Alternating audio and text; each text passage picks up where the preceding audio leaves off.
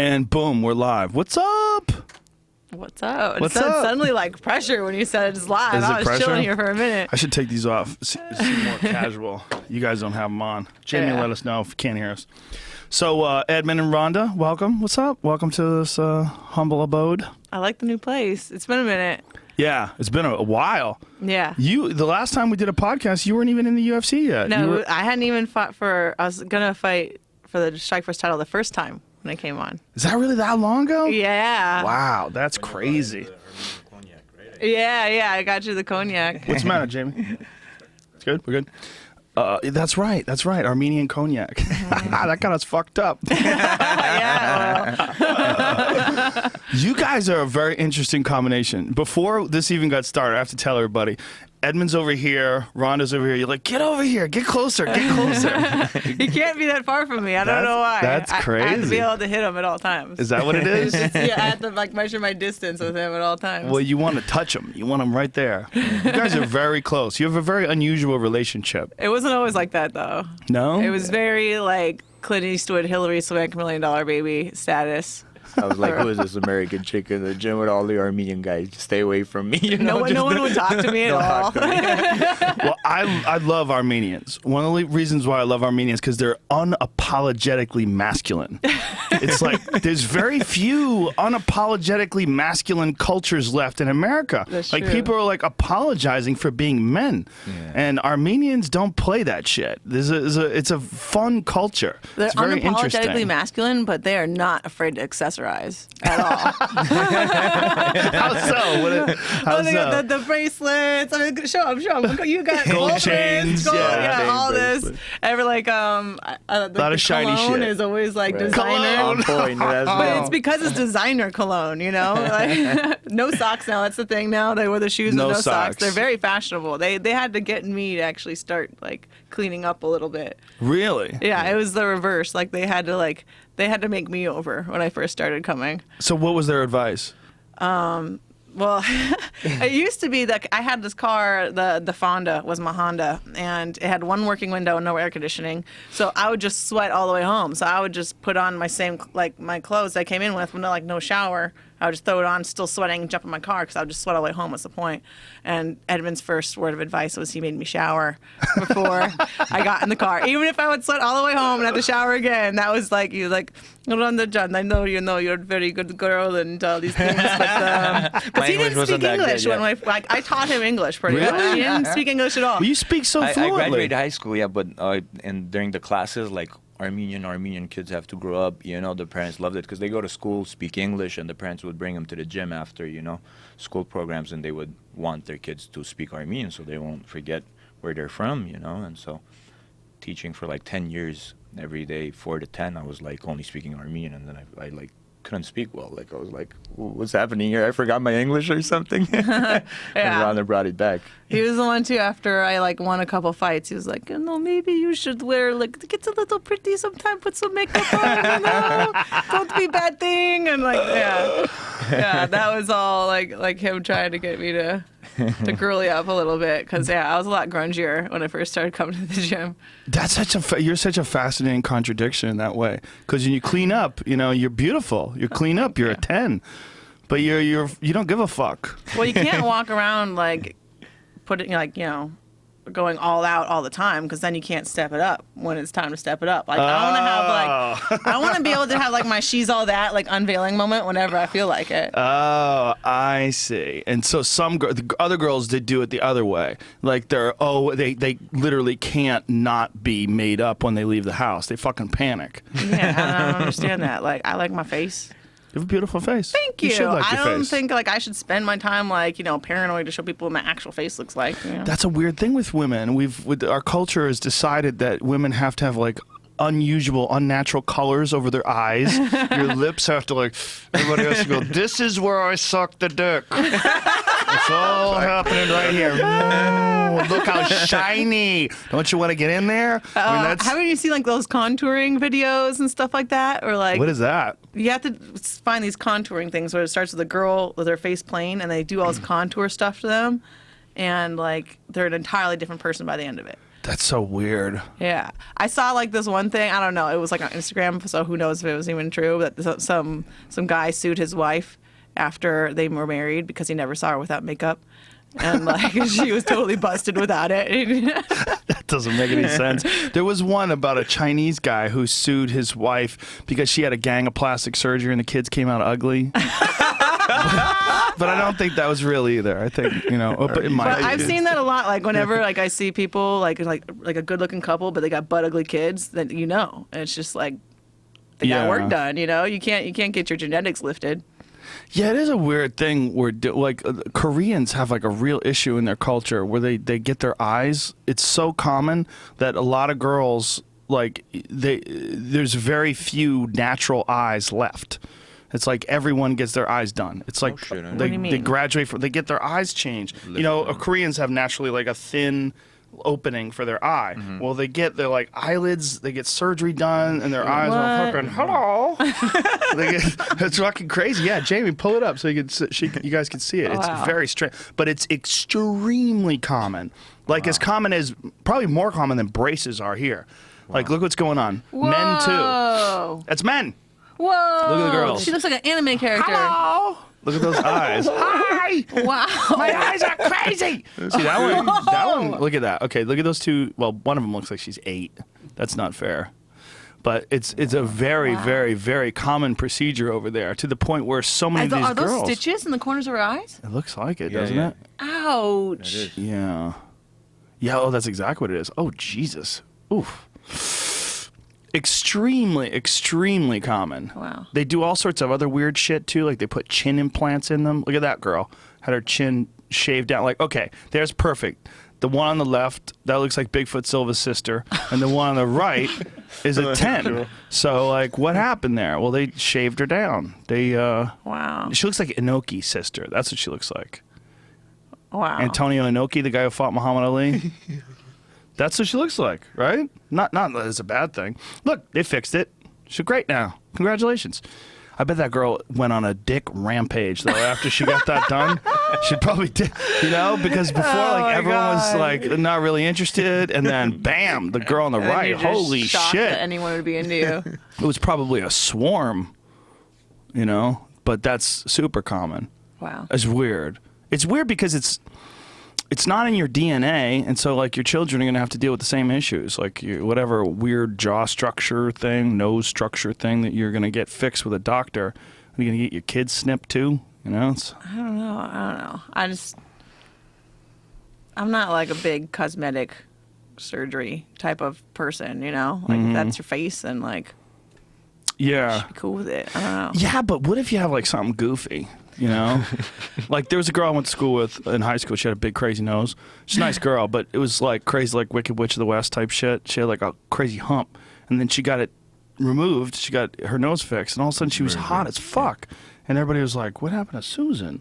Like, damn, it's weird. It's like, but there's plenty of people. There's nothing wrong with them. Like the chick from Dirty Dancing was absolutely gorgeous. She got her nose done, and it was like no one could recognize her. She never could get apart again. Yeah, that's weird because you become famous for that look, and then like the other girl who did that recently, Renee Zellweger, she did it recently. She's unrecognizable. Really? Yeah. I see. She's gorgeous. I think that beautiful. there's like a line, like, you know, if you have like a cleft lip or something like wrong with you, you know, Right. like go for it. But like, I think if when you're they like just your self-conscious, you know, about something, and then, you know, maybe you should just accept it that that's how you look, you know. I think the stars, if they're on TV all the time, you know, they Yeah. look pretty. Already people get used to that look, so they shouldn't be that worried about it. Well, it's also like if you're on television, that's your currency. Like your currency is your appearance, you know, and just relinquishing any aspect of that. They think like the whole reason they got there is because of their looks. Like there's a lot of people that believe that. Yeah, but I mean, like when you're a kid, when you're in high school, you're a teenager, you're gonna hate everything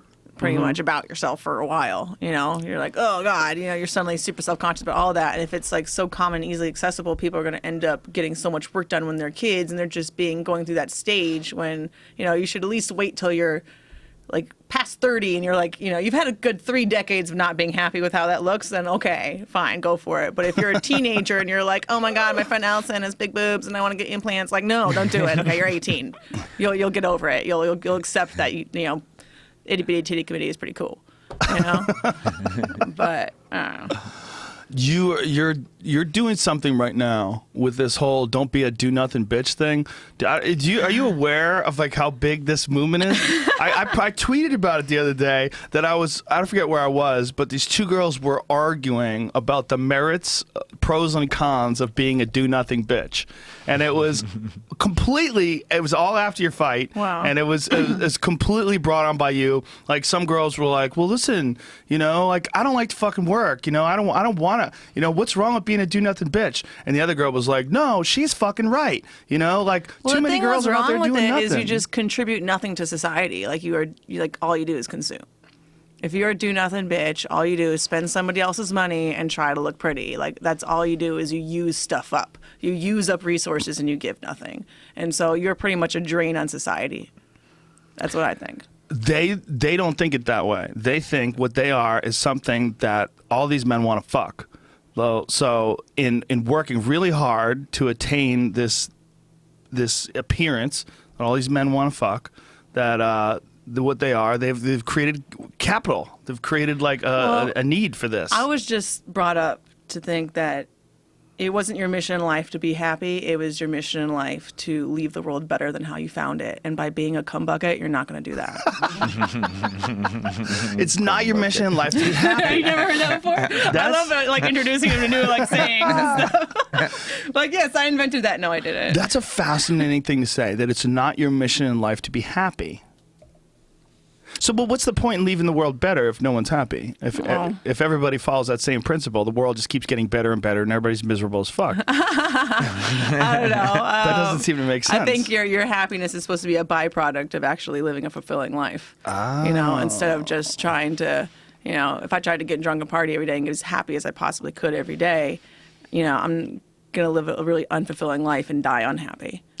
But is that where happiness comes from? Like, the reality of happiness comes, at least in my feeling, it comes from achieving goals and conquering whatever weird shit you don't like about yourself. Like, whatever weird discipline issues you might have or behavior issues you might have, and accomplishing goals. Like, there's something about setting goals, working hard on something, and accomplishing those things that creates a real happiness. The other kind of happiness comes from family and friends and loved ones. That's the other happiness. Well, I mean, I think it's also about not being selfish and thinking about your kids too. Because we could all be as happy as possible, you know, this generation, and burn every resource we have, then all of our kids are going to starve, you know, in some post-apocalyptic world because everybody before him was just trying to be happy, you know? And, like, that's not really a good way to live either. You know, I want to know that my kids are going to be all right and they're growing up in a better world than I did. That's going to make me happier than knowing that I had a great time. And good luck, kiddies. So the way you do that is by telling chicks to not be don't be a do nothing bitch. And well, I definitely don't want my kids to be. Well, I don't think they will be. I think there'll be a real issue growing up in the Rousey household. I hope so. Your mom wrote a fucking hilarious blog the other day about sycophants. You know, did you read that? No, but my mom she's a blog master. She's a character. If you really know my mother, you understand most of me. Because she is like... I need to get her in here. Yeah. Your mom's so powerful. Really? There's something about your mom, like just talking to her, you go, this is a powerful woman. Like she's got. I used to think like I was so like laid back and chill, and like, you know, my mom was like the really intense, and then I realized just in comparison to her, I was really laid back and chill, and I'm actually pretty intense. I was surprised. Everyone's like, "You're so intense." Like, what are you talking about? I'm the chill, cool one. It's all relative. Yeah, it's all relative. Hang out with my mom, you're like, "Whoa!" I'm like, I don't know how you are as chill as you are.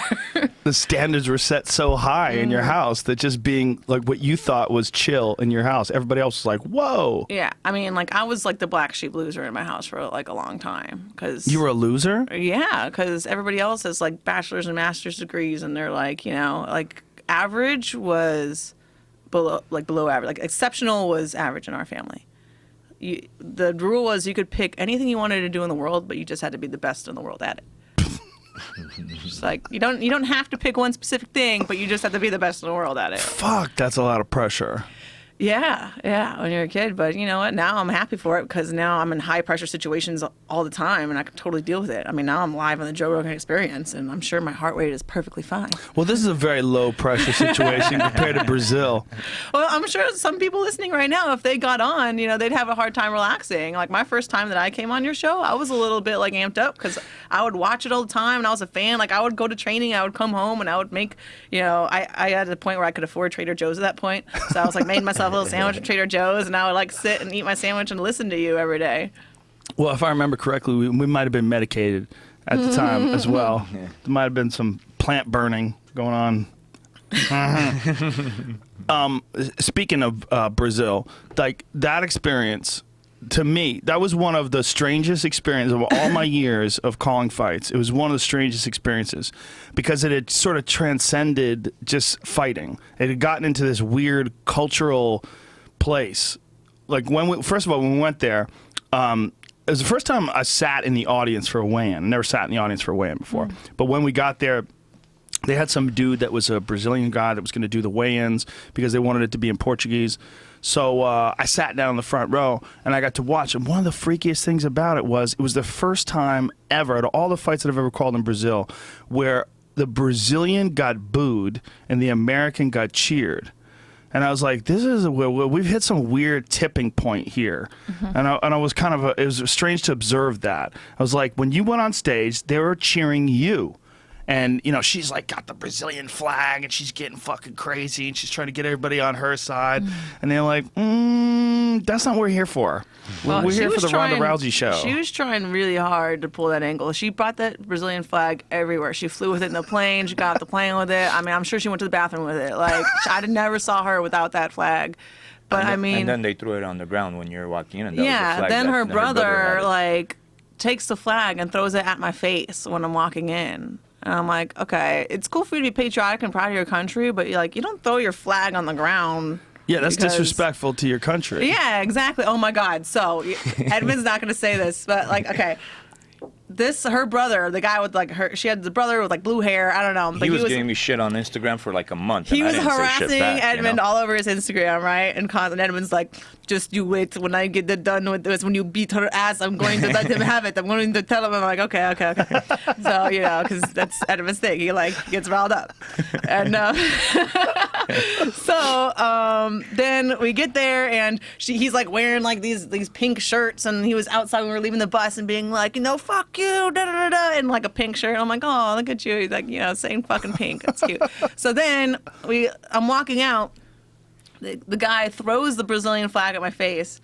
Edmond almost like starts something right then, but I'm about to walk out of the cage. So I can tell that he's like restraining himself. He's almost just like, I'm going to see you later kind of thing, and like cuts it off, which I appreciate that self-control at the moment. Middle finger at him. Yeah. Gave him shit, but okay, it was just... so if you watch in the background, I put like that "Don't Cry" like clip on my Instagram. Right. If you look in the background, her face hits the mat. Edmond does not celebrate. The first thing he does is he turns around and runs straight at that dude with the blue hair, her brother. He doesn't go yay. It was almost like he was sitting there the whole time waiting for me to knock her out just so he could go and give this guy shit. It wasn't like he was waiting for me to win so he could be happy. He'd be like, hurry up, knock this bitch out. I gotta go get after this fucking guy. Like, that was his mindset. So every single time I watch it over and over, Edmond goes, whoop, off the chair, runs straight to the dude. Like, not even, he didn't even smile. Like, it was hilarious. I would watch it over and over and over just to see, you see like the little gold Rousey like bouncing away as he's like running. One of the fans, Brazilian fans that loves Ronda, right? So their whole family just comes to all the fights, and he's literally standing like right behind that dude, and he has it recorded. So they gave it through his phone. He gave it to me. You see the flag, he gets it and throws it. I'm like, you stupid fuck, keep your, it's your country's flag. Keep I was it up wanting high. to see what happened afterward, though. I only saw you running away towards him. Like, Nothing. what happened when you got over there? I wanted to grab him and choke him, but then everybody held me back, all the security. That whole event was so intense. When she face planted right on the Straight Outta Compton. Oh my God, how funny was that meme? Holy shit, Straight Outta Compton comes out in 2 weeks. Oh, I died. We were eating wings afterward, and Dana showed it to me. I like, oh. And then you stood over and said, "Don't cry." Well, because that's what she was saying at the Yeah. weigh-in. She's in my face going, "Don't cry, don't cry." Ah. Like before, she'd always yell things like Portuguese at me, and I'd be like, "Okay, you know." So at the weigh-in, she was speaking English to you. That's the only thing she ever said to me in English was "Don't cry, over and over and over." So then, like right when I knocked her out, and I fixed my shorts, I was like, "Oh yeah, don't cry." What makes you think of those things at that moment? I don't know. Like that's like the most like incomprehensible moment ever. That was an intense moment when you walked around the cage after you knocked her out. It was one of I've seen guys win before. I've seen women win before. I've seen people win before, but I never saw anybody soak it all in the way you did when you walked around. When she face planted, you said, "Don't cry," and then you walked around like you strutted around the octagon. Yeah. You like strutted and looked around at all those people. You took it all in. You looked around. I was like, wow, this is a crazy moment. I never did. That was the first time I did that, actually. Yeah. Is that I really received it, because usually it's just like, okay, I beat the person, and then I have to not say anything stupid, and then I have to drug test and do my medicals, and then I have to do a press conference and don't say anything stupid again, and then I could eat something and relax. And that was the first time I took a moment to just look at it. I think she was probably thinking, I wish I fuck her up one more time right now. Just get up, bitch. It was one of those. I wanted to see what would happen to the crowd, because it was interesting, because I was getting booed a little coming in, and They shut right the fuck up when you knocked her out. They cheered. But when it turned, I was gonna I was this close to crying. I'm a big time crier. I was really, really close. That one I'm gonna remember forever. It was definitely Rocky IV for sure. Yeah, it was. Well, it was also, there was so much emotion attached to that because the shit that she had said about suicide and connecting to your father and all that shit, and knowing you as long as I've had and having daughters, and it was so emotional for me. That was the closest I've ever come to crying while I was I might cry now when I was interviewing somebody. It's because it was so intense, and it was also I really knew that I was seeing history. It's hard. I know it's hard for you to probably talk about it because you're living it right now, but you're in the middle of history. What happened there? What's going on with you right now? You're a part of some crazy movement right now. It's not just sport. It's you're this very unique example for other women. That's never existed before. There's never been a female combat sports athlete like you. And when you went down to Brazil, knocked that girl out like that, and then we're taking it all in, it was so crazy. I was so happy for you, and it was so crazy at the same time. It was nuts. The whole thing was such a strange moment. There was a feeling in the air, and there was a recognition of what was happening that was very different for me than any other fight that I've ever called before. Yeah, it was really strange. I think people just are starting to recognize how solid she is as a, human being, Ronda. And every opponent she's faced, she keeps it very real, very intelligent, very professional. How an athlete should carry themselves, a person should carry themselves. If you watch all the fights, Misha didn't behave from the beginning. There's a lot of things from the beginning she didn't do what she was supposed to do.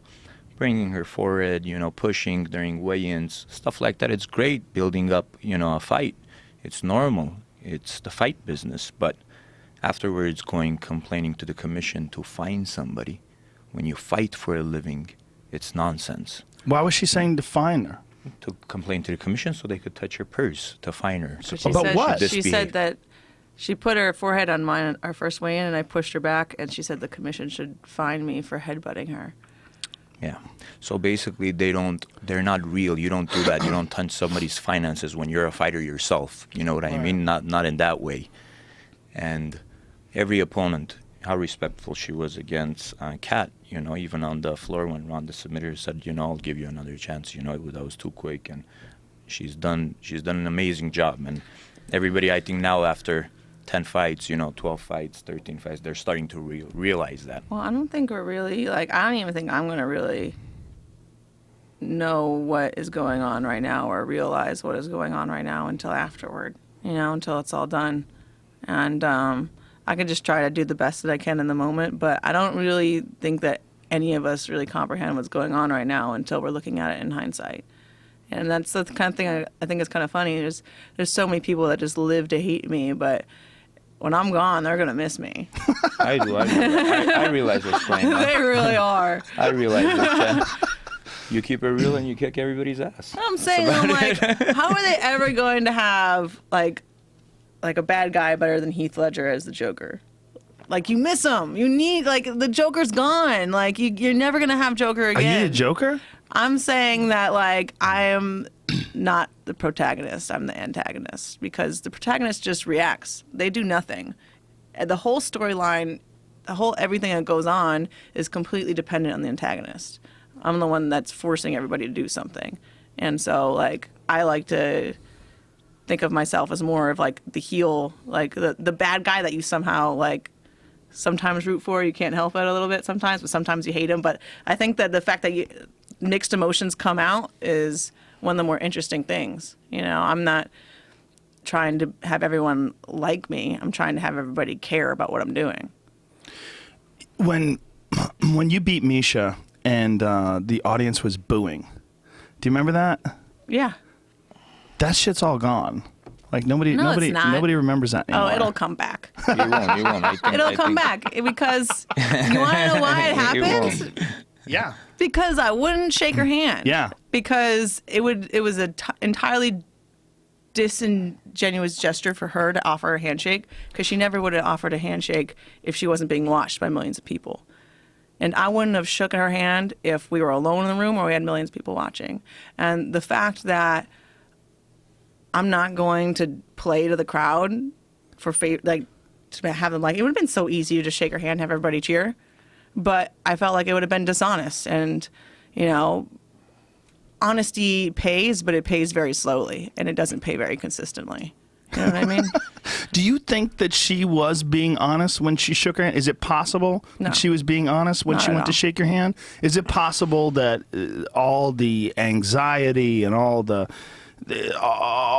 animosity that she had went away when you guys fought? No, not at all. Not because possible. she insulted and really did some very shady, backhanded, backstage things to people I really love and care about without apologizing. That without we didn't anything. see? Is that what it is? Yeah, that you didn't see. Well, what kind of stuff?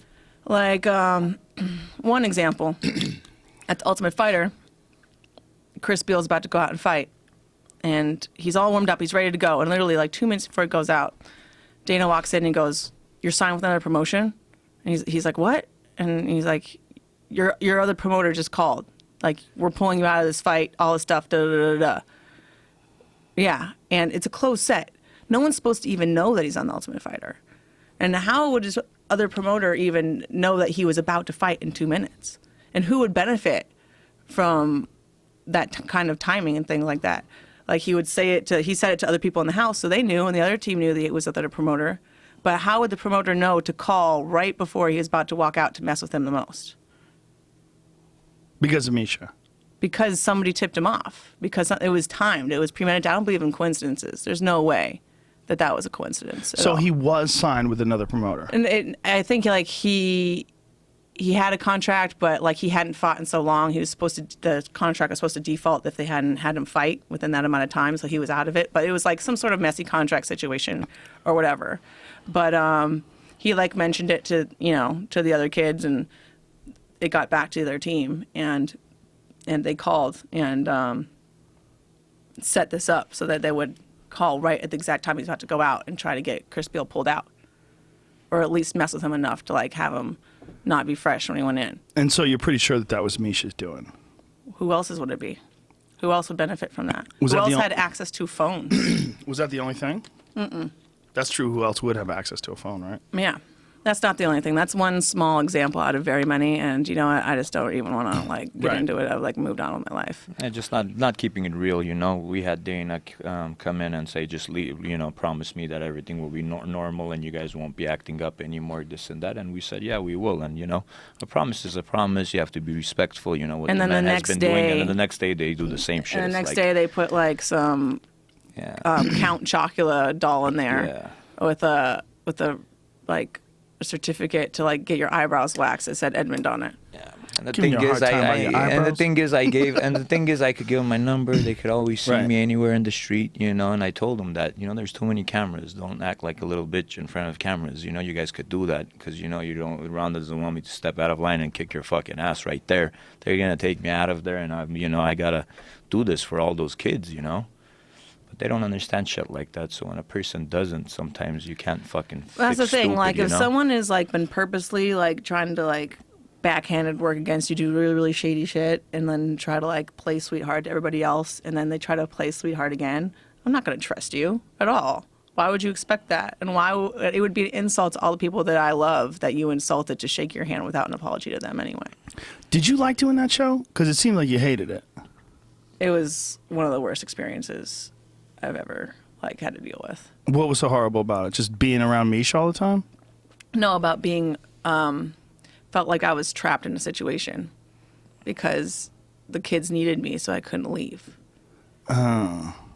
You know, so I mean, I was kind of trapped. They were like using the fact that I needed to be there for these kids, so they would treated us however they wanted, and I just felt like I'd never felt like that disrespected in my whole life, and I had to sit and take it every day, and I had to watch people that I really loved and care about get disrespected every day, and that was really hard. That they were like putting up with it every day because of me, and I just felt really really responsible for everything. But you know, I just don't even. I'm not even supposed to go on about it anymore. I get in trouble every time that I talk shit about the Ultimate Fighter. Who gives you trouble? Dana? Dana gets upset? People get upset. I think you could probably say whatever the fuck you want right about now. If I was your manager, I'd be like, just let it go. Let it out. Let it out. Be yourself. At Well, this point, everybody knows how I feel about it. But I'm saying that, like, you know, because I know that all those things happened. The people watching don't know all these things happened. Mm-hmm. And it would be very easy to placate to whatever everybody else was seeing. Right. But I was going to stay to, you know, do what I felt was the God honest right thing to do, You which would be should've- not shake that hand. And- And if anyone boos me for it, fine. And there's going to be another situation where, you know, everybody else sees something one way, but it's really another way. And I could either prioritize my perception and image above everything and everyone and every moral that I have, or I could try and do the right thing and be honest and have people hate me for it sometimes. Because this is how it is. If there's cameras, might as well show everything what happened, and people will understand what really did happen, right? Right. It's just common sense. But then whenever you have cameras and sometimes you show something and don't show the other, then they might, you know, people might think, what the hell just happened? Like my situation with Dennis Hallman, that guy's looking at me in the parking lot.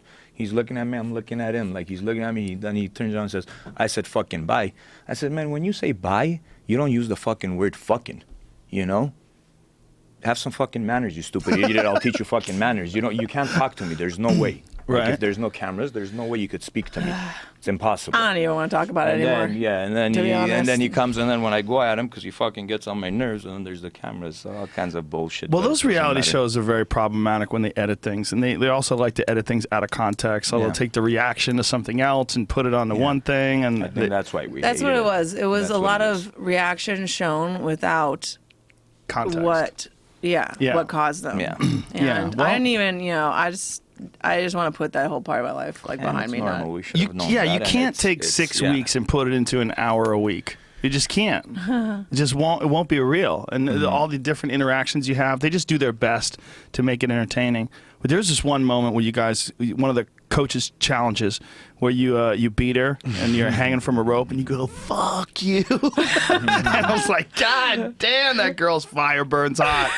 It didn't matter that you won. then she gets her ass kicked and You wanted to win hello. and say, "Fuck you." well, what I really wanted to do was I wanted to win and say fuck you, and I wanted my kids to all go home with $1,000 because Right. that meant a lot to them. And the fact that she didn't give a shit that money would have meant a lot to her kids and they all lost it because she didn't, you know, like the fact that it didn't affect her at all. I was like, you don't give a fuck about them. I'd have been crushed if I lost. I would have been crushed if all those kids that really could use $1,000 didn't go home with $1,000, you know, because like, man, I love those guys. I just got a video See, from like Gil the other thinking day. about that shows intelligence. Yeah. Not thinking Well, about after the fight when you're getting your fucking ass kicked. Let me, shake hands. What the fuck? You're fighting. Yeah. At that time, her intensity, the way she's fighting, you sticking your hand after being like that, and then people booing because of that, it makes no fucking sense. Well, people Well, are gonna boo for other things. it's nowadays. also, They people should be smarter than that. people love to boo winners. There's something about, and people that win and they don't win, like they're not good winners. Like they're still upset at the person they beat. People have a real problem with that. Oh my God, this reminds me of like these stories I used to hear about my mom when she was competing, like back in the day. I can only imagine. And like, yeah, she was always pissed. She had angry left over. That's what they used to say about her. Like her old teammates tell me, like, yeah, she would walk onto the mat and she'd be pissed off and she'd throw the girl and she'd beat the crowd out of arm bar and then walk off still pissed off. She just had angry left over. She was still angry. It resolved nothing. And oh my God, yeah, that's what I'm telling you. Like, just I can only imagine if MMA was around when my mom was competing. How many siblings do you have? You have one sister? I have 3 sisters. 3 sisters? Yes. Are they all crazy too? Is everybody crazy? Everybody's their own brand of crazy. Brand is Who's great. Are you the craziest of all the sisters? Well, I don't think there's one like the most crazy. I think we just really have our own different kind of crazy. But I think Julia, my little sister, is probably the least. Like, The least. She's the most chill. And She like, seems very calm. "Whatever." Yeah. Like whenever we're at fights, like all my sisters are all like, oh, they're so amped up, and like my sister Maria, I remember at 168 ended up getting a migraine, like threw up. My mom went to the bathroom to cry. My sister Jennifer's like, I'm never coming to a fight again. And Julia's like, I knew she'd win. Whatever, it's so funny. Which one was 68? Was that Sarah McMahon? No, that was Misha. Misha? Yeah. Oh, wow. So, yeah, but Jennifer did end up, she said she'd never come to a fight again, but she came to Brazil because I was like, I'll take you guys all resorting after if you come. Like, I kind of like baited them into it, She's like, all right, fine. Does your little sister, does she train? She is soccer. She's like about to go to college and then she's going to get a soccer scholarship. No judo? She did judo. She went up to purple belt, but she wasn't really. She's there's a different mentality between someone who does individual sports and someone who does team sports, and she is very much like a team sport mentality. I've even brought her to come and do our training with us a little bit, and whenever we have like a team workout, she works a lot harder than if it's like individual. Like she really wants to like I don't know. She's got one of those things where that's her environment. Like I need all the pressure to be on me all the time. Whereas, like, some kids do all the better. attention and pressure. Pressure and attention. Well, you seem to be uniquely qualified to handle it, and uniquely qualified to handle the pressure that comes with being famous too. It's very weird, like how you handle it. Like even your perspective, like what you said about like you can't like you don't even know what the fuck's going on while it's happening because it's going to take till it's over for you to like look back and kind of understand it. Mm-hmm. That's a very uniquely honest and perceptive view of what you're going through. Well, I mean, I notice a lot of these girls like they would like to win a UFC belt and have that respect, but they're not about that life. Like they don't want that life. They don't want that attention and scrutiny and pressure and constant work and all those things, and they don't want it. They want one thing without the other, but they don't, but it all comes together, and that's, I think, one thing that's kind of working against them is when they actually come in to fight me, they get a taste, like a small taste of what that life is going to be like when they're a contender, because it is like way more attention, way more this, way more that, way more that, and once you win the belt, it's just doubled every single time. It's more and more and more and more. And I don't think any of them would actually be happy with that lifestyle. I don't think they really truly want it. They don't know. Everybody wants to win. Everybody wants to be a winner. Everybody wants to be famous. But I don't think anybody knows other than you. Like you have to be there to know what that is.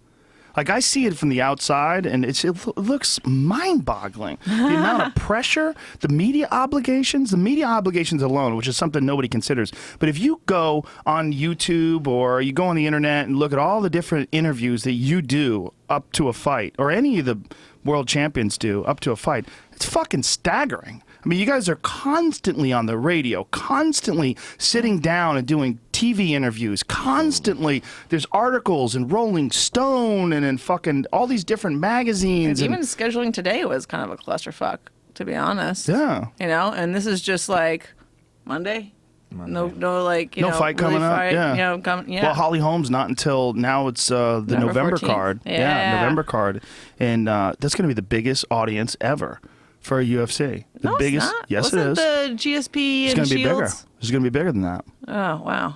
Okay. This will be bigger because this will be over 60,000. This one's going to receiving be. this information right now. This is going to be over 60,000. It'll be bigger than the Rogers Arena. Wow. It's going to be nuts. So that hasn't ramped up yet. No, not really. So now what? Even regular days, like, how the fuck do you relax? She doesn't. She trains like a champion every day. I have a problem. He actually forced me to relax after this last camp because usually I'm like back in the gym like 2 days after because I just Right. don't know what to do with myself. And he like forced me to have 20 days off this time. 20 whole days. And then she was like, why 20? Why that number? I was like, I don't know. I can't give an answer right now, but make it 20. What's the problem here? But what's fascinating is you listen to him. How does he come up She with listens. this stuff She too? never. That's what you're saying. That Yeah. belief. Uh-huh. What you're saying. That belief. I've trained Victor Arcinian, amazing world champion, right from Australia. He's so stoked that Ronda's fighting there right now, and the personality, everything. She's born a fighter, that we know. But what she has is that belief, that trust into a trainer. When I show her something, she believes it and she does it. That belief, I think, comes with respecting who you're working with, the love, the passion, everything combined. But her belief is, even if you show it wrong to her, she will make it right. She will make it happen. This the first time, this last fight, I put a chest protector on in the locker room. I said, champ, you know why I'm wearing the chest protector? I want you to hit that body when you angle off. And she did it. She does it. She believes it. She doesn't question. She doesn't doubt. Well, you guys have a Belief is- very unique relationship. And one thing I love is Edmond, every time he sends me a text message, he doesn't call you Ronda. He calls you Champ. It reminds who Shannon Briggs is? Shannon the Cannon Yeah, Briggs? yeah. He's The crazy. Champ's here, Yeah. Let's go, Champ. Belak was Let's saying go, or Champ. something, yeah. Everything he does, like every Instagram videos, let's go, Champ. That's all he says is, let's go, Champ. What are you doing, Champ? You can't be drinking them sodas, Champ. He calls everybody Champ. It's hilarious, but he's really fun. But it just reminded me of that because he only calls you Champ. That's what he calls you. It's an earned title. I like it. Fuck yeah, it It's is. not like someone calling someone Tiger or Bud or whatever. I Skip. call her champ, sometimes championas. She's my champion. She's Yeah. she's a real. Oh, it's easy to trust him because he's told you a couple times before the fight, remember with McMahon, he said it was going to be a lever shot. Yeah. And with Davis, he's like, it's going to be overhand right. And this last, Look at this one. This yeah, is the tribute. yeah, and then with Zingano, he's like, she's going to come out with something flying right away, and you're going to check left, and you're going to it's going to be quick. And then with this fight, he said with Betch, he's like, she's going to sleep on her face. He swear to God, he said, you're going to knock her out and she's going to sleep on her face. And I'm like, yeah, okay, whatever. Da, da, da. It wasn't just that I knocked her out, but how, it was on her. How? What are you doing? Some How do you Armenian call that? voodoo? What are you I doing, don't man? know. No, you know what It's it easy is. to trust him though, because No, I'm just honestly. every time it's getting creepy at this point. It's because the preparation, what you see during training camp, and what kind of sparring partners you hire. I don't do sparrings in my gym for Ronda. Ronda doesn't have that striking experience, meaning competition experience. So how could I get that? I thought I should get that in the gym. She has competition experience in judo. She's, her competition. We can't talk about that, how high level it is. But boxing, she doesn't have any amateur boxing fights or amateur kickboxing fights, anything like that. So to get it, I would get great sparring partners for her in the gym. And in the gym, when I get the great sparring partners, I see Ronda knocking out people from the liver shot, maybe 20, 30 people for training camp. Those girls are hired sparring partners. They get paid, so, or some of them are her sparring partners in the gym where I, help them and I train them and I, she knows, never charge them. I work with them, so I could build them, give them what they need to be a champion. And she drops all those people in the gym. Of course she's going to do it during the fight. Well, how could she not? A champion like her, how could she not? She gets in there and she does it. That's Well, why I you could have call as it. much of a belief in her as she has in Exactly. your training of her. You guys had, that's why I say you have a very unique relationship, which is why she wanted you right there when you sat down. You were over there, get over here. Can't even touch you. Can't even reach you. We would eat, dinner at night when she started her career, and you feel like training. I would talk about boxing, about what are we doing, guide her about it, about the sweet science teacher, and she would, let's go to the gym and start working. We'd work until 1 a.m. on the mix. I remember these pictures of me, you, and Manny were all at the gym at like 1 o'clock in the morning because we all went to dinner and we were so like amped up talking about fighting. We're like, fuck it, let's go right now. Let's go right now. We were so like into fighting, and you should see him go off on a tangent. Like makes you want to fight, So me and Manny were like, let's go back. We turned around, went straight back to the gym. That too, it makes you want to fight. Like, But that's beautiful that you can do that. You just want to do it, just go do it. Why not, right? Follow it. Personality, has to work, and with the trainer, it's not only that I'm the best. It works for her personality, and There's a video, you guys, that I put up on my Instagram page that I retweeted. Just pull that shit up. There's, I think I retweeted either from Dana or the UFC. But you guys training in Brazil on the beach. One of those workout days. Oh, the open workout. And you fucking hitting mitts, and I was like, Jesus Christ, what the fuck is going on in your gym? Because your striking has accelerated in these giant jumps.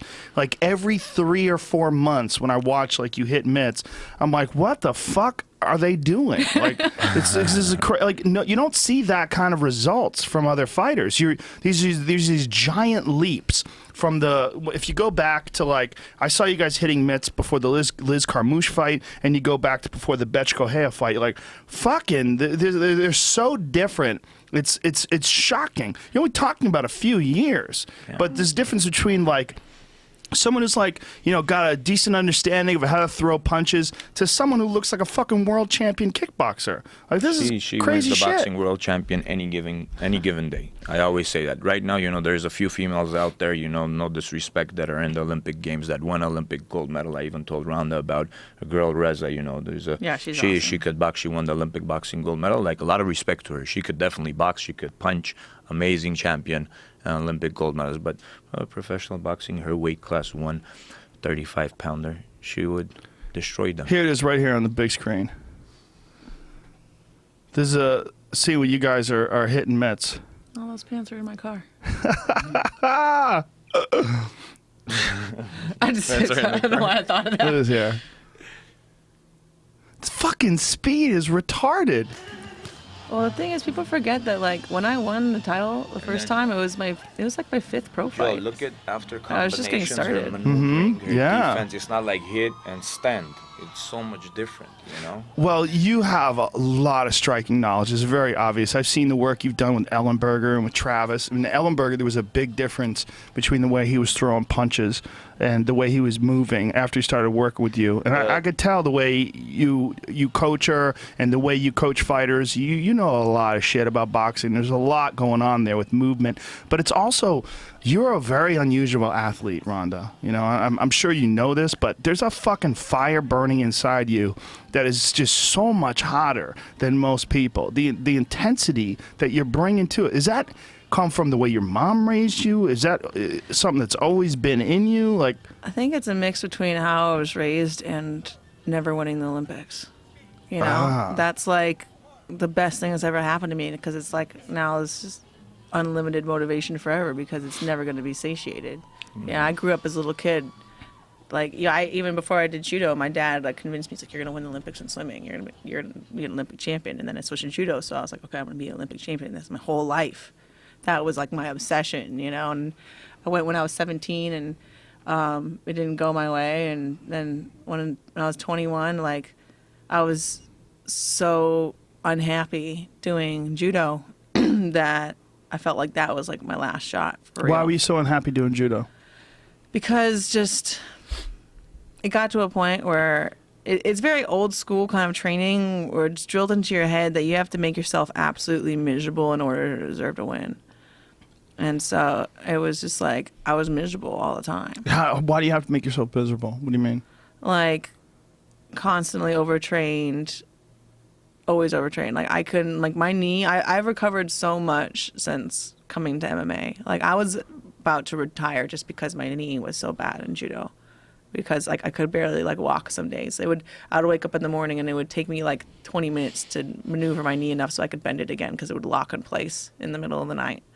And, you know, like just the people that I was around, like there was some of them that were cool, but mostly I had no control over who I lived with or who I was around all day long. And so if you're around people that you don't really like constantly, you know, it just kind of like you're always watching what you say and always looking over your shoulder. You can never really relax. And I didn't like where I lived. And it was just the actual process of training. Like the training itself wasn't fun at all. And it wasn't meant to be fun at all. And like from when I was a kid, from 2003 to 2006, no, 2002 to 2006, I cried every single practice and would lock myself in the locker room and cry for another half hour afterward. Wow. Yeah. And it was only like when I got older that I was able to shake myself from not crying during training, because if it didn't go exactly my way, like if I got thrown once, you know, by someone who was 50 pounds heavier than me with 5 years more experience, I would still cry about it. And like then I'd be embarrassed that I was crying, and then I would cry because I was embarrassed because I couldn't stop myself from crying, and like it would just keep going, and you know. Yeah, so that's how like Manny and all them knew me when I was a kid. Is I was like, my mom would bring me in there just to get beat up because they were really tough guys, you know, and she would bring me to like 4 or 5 different gyms a week to get all the different styles. And they would beat up on me, and I would get thrown once. First time I get thrown, immediately start crying, then get embarrassed, crying more, and then like, but they were used to me crying, you know, and like I'd be able to finish the whole night, and sometimes, you know, I'd be able to stop crying by the end of the night, and that was like comfortable to me in a way because I didn't have to be embarrassed because they were used to me crying all the time, and so they like accepted me like that, and they didn't think I was a stupid little girl because I was crying during training, and then it really sucked, like moving to a different environment, and then oh no, these people don't know that I cry, they don't know that it's my thing, and now I'm like I have to start all over again, and then it makes you cry even easier, and so yeah. she was like, let me fight with him before I start crying. That's what she did with me. It wasn't until I ran away from home and like was out on my own that I was able to like stop myself from crying every night. Then it would be like a couple times a week, and then I kind of like got rid of it mostly. But like since doing MMA, I haven't cried during training. When did you run away from home? Like a week after I turned 18. Wow. Well, that's not running away from home. That's like moving out. Well, you know, if running away you from home leave, is when you're like 13. I know, but no one knew I was leaving. Oh. And it was in the middle of the night. You just couldn't take it anymore? You know, I was at a point where I felt like every second of my day was somebody else's decision.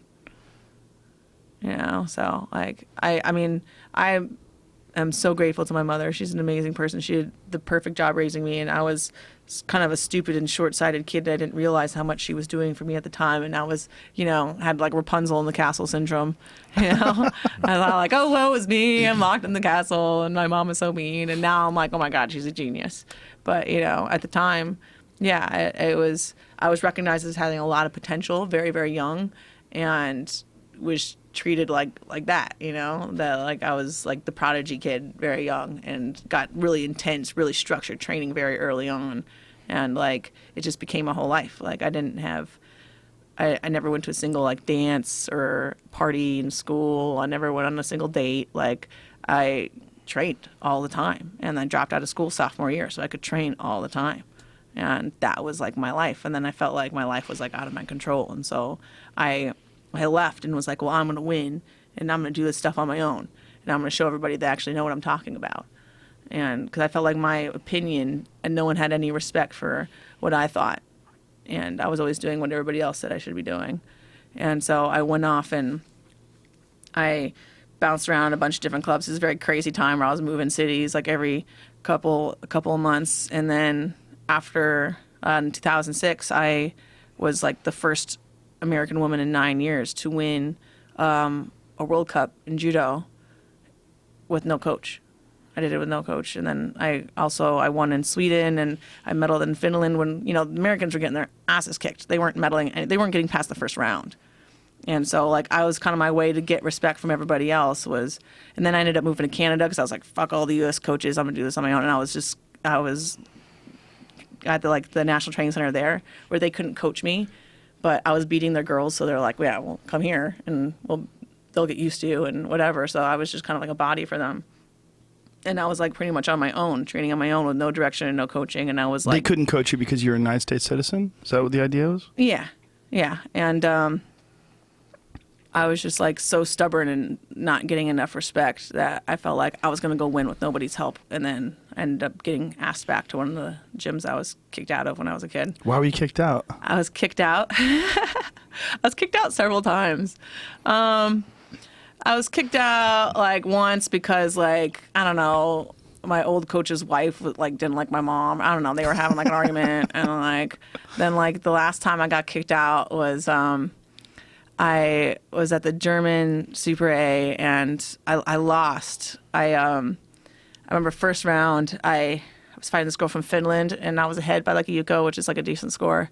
And there was like 40 seconds left and I threw her with an ochigari, which you don't know what that is, but I pretty much fall into the guard and my arm is out. And then I just ended up in an armbar right away. I got armbarred. But my elbow like dislocated right away. So this 18-year-old little me, my brain is going and I'm like, I was about to turn 18. I was like, yeah, almost there. I'm like, well, my elbow's already out, so I might as well just try to get out, right? And so I try to get out, and my elbow goes back in, and then she pops out again, and I'm thinking, well, she already popped it out twice, So I might as well, I can't just like let her do it twice. And then I ended up getting out and ran the clock out, and I won the match. But then immediately right after, I fought like, this chick, what was it, Lucy Ducasse, who was a world Olympic champion. From France, and I couldn't even lift my arm from my side. Like I had to pick my hand up to like pull it up to my side to fight. And then I lost to her, and then I fought this German girl next, and I couldn't even lift my hand up. And I would like bring my hand up, and I ended up winning that fight against a German girl. And then I ended up fighting Erska Zolnir, who's a world and Olympic bronze medalist, and it was a closer fight, but I lost. And so I was all bummed out, and I was talking to my like first boyfriend at the time, which was like, I never had a date, never had a part, nothing in high school, right? And so like, I'm a 17-year-old girl about to be 18, and this guy in his 20s that's like on the national team, like has a thing for me, you know what I mean? Like I thought like I was so cool because like I was talking to this guy, and of course, my mom and my coaches were totally against it, and they're like, you're not allowed to talk to him, da da da, and of course I would talk to him anyway. And so we were seeing each other for a while. I ended up seeing this guy for like 2 years actually. But I went back to the hotel and was like, screw this, I hate judo, da da da. And then, so I went back and I was hanging out with him. And then my coach went down to the lobby, got the key from my room, and came up and walked in the room with me and this guy. Freaked out, lost his mind, says, you're out, you're gone, I'm done with you, you're out of the gym, you're out of everything. I'll never want to see your face again, all this stuff. Just because you're having fun with a guy? Yeah. I don't get it. Why was he so mad? Because I was told not to, and I disobeyed. They could tell you who to hang out with? Like Yeah. they could tell you who you could date? I told you I had no control over my life. But that seems ridiculous. What kind of is that? Just old school judo mentality? I guess so. Yeah, I don't know. Plus, he was a sleazy kind of preying on the young girl that I didn't see that. I thought we were in love and all this stuff. So your coach might have been kind of protecting you. Yeah, from everybody this other was. In competitor. hindsight, I'm like, oh my god. How much older was this guy than you? Like 5.5 years. And you were like 18 or not quite 18? Well, we were talking since I was like about to turn 16. So it's illegal. Yeah, it was illegal. How dare he? Oh, okay. Well, that's different. That kind of makes sense. Yeah, I guess. But still, like you were 18 at the time when you I was barged about to in? turn 18. So it was still illegal. Yeah. And then I went home and my mom's like, you're not going to do judo for a year and you better forget the name of whatever his name was and you're going to work and you're going to support yourself and you're going to pay me this amount of money to live in my house. And I'm like, well, I want to do judo, and if I want to work, I'm going to go pay for my rent wherever I want. This is what I'm thinking. And so that night I used to get Social Security checks because of my dad, he died, and so I went and opened a bank account, and I rerouted the Social Security checks to go into my account, and then like I had to get dentist stuff done, so I scheduled like dentist things so I'd still be under my mom's insurance, and then I got myself a plane ticket with the Social Security money to be right after my last dentist appointment. Whoa, that's intense. Yeah, and then like in the middle of the night, like I secretly packed my bags and all this stuff, and like I waited until like 2:00 in the morning or whatever to like walk several blocks away from the house, and then called a taxi several blocks away from the house, and then took a taxi to the airport. Wow. Yeah. And how long did it take before your mom knew what was going on? The next morning. Did you call her? Did you tell her where you were? No. When did you let her know?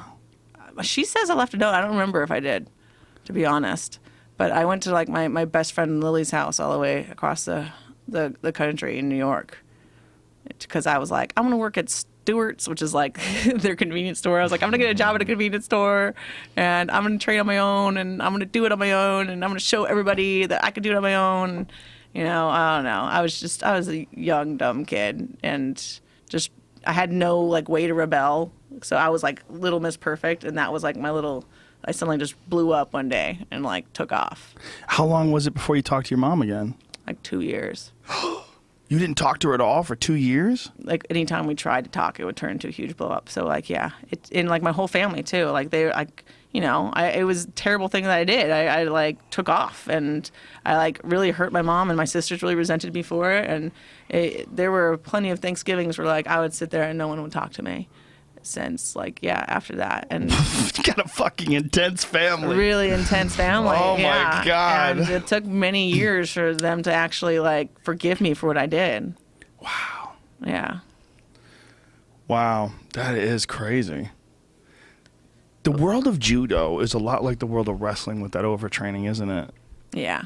Why is that like so? How come no one's have they caught up to that since? Have No, people 'cause it's figured that so, out like, since? It's such an old sport where it's like Bushido martial arts, and they're like thinking like, oh, the way Sensei Kano. I mean, they would still do this thing. I don't know if it was like, what was it called? Something training. They did this wooden kind of training in Japan, or like in the winter where they'd open all the windows and there'd be frost on the mats, and they would purposely make you freezing cold while you train, which is terrible for you.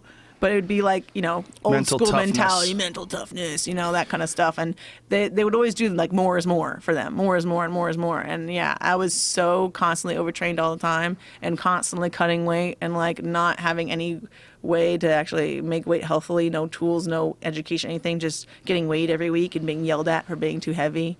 Like it's so poorly run, you know. You got yelled at for being too heavy. Yeah. I used to get weighed every Tuesday, and then I would not drink any water after Monday practice, and I wouldn't eat dinner, and to try and be lighter, and I would still be like too heavy, and then then I would eat all That's Tuesday. gotta fuck with you and give you like body image issues when you're young and someone's telling you you're too heavy and they're yelling at you about that. Mm-hmm. Did for a long time. Yeah, 16-year-old girl and. Yeah. Being told that you're too fat, or should you be eating that all the time, constantly. I thought unless I weighed exactly 63 kilograms, I was ugly for the longest time. Yeah, it took a while to get over. That's why like I'm so big into like doing like body image stuff, and like the Do Nothing Bitch like shirts. They all went to D.D. Hirsch, which is it's like free like mental health clinic that's like at 52 different schools around LA that helps girls with body image and eating disorders and suicidal, like all these different things, to give like those kids treatment, because I didn't have anyone to talk to. I didn't even really know that I had that much of a problem. But that old school mentality does produce mental toughness, though. It's like such a catch-22. It's the dumbest way to train, to overtrain people and to make them fight when they're dehydrated. Or it's the issue with wrestlers. It's the issue with judo people, with a lot of like old school martial arts people. But I'm torn on it, because on the other hand, like, who the fuck is tougher than wrestlers? Like getting through that, they develop this indomitable determination, because they're so used to being uncomfortable. They're so used to pushing when they're exhausted, pushing when they're dehydrated, pushing when they're not at their optimum. I think there's a time for it. I think when you're in a developmental phase, it's a good thing to be overtrained a little bit and be made uncomfortable, and to have to run laps when your foot's broken. Create personality. Is yeah, very but when important, you're so at push a yourself. professional level and this is the time you need to perform, whatever personality you've developed is already developed by now. Yeah. Then it's time to train professionally.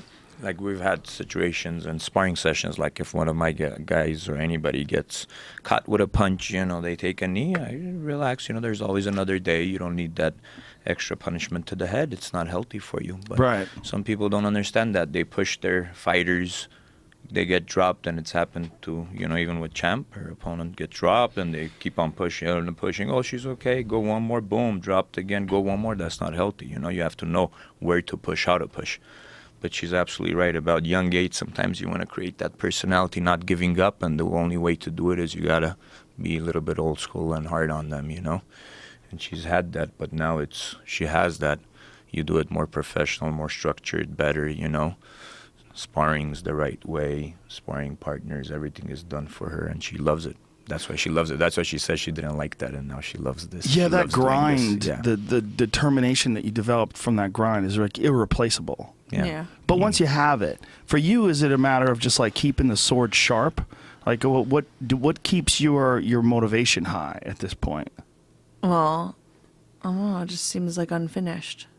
Unfinished. Like Your there's- life, your career. My career, there's more left to do. I don't feel like I'm done yet. And because with the Olympics, it's just like you win an Olympic gold medal and you're done. Right. With the UFC, when am I really done?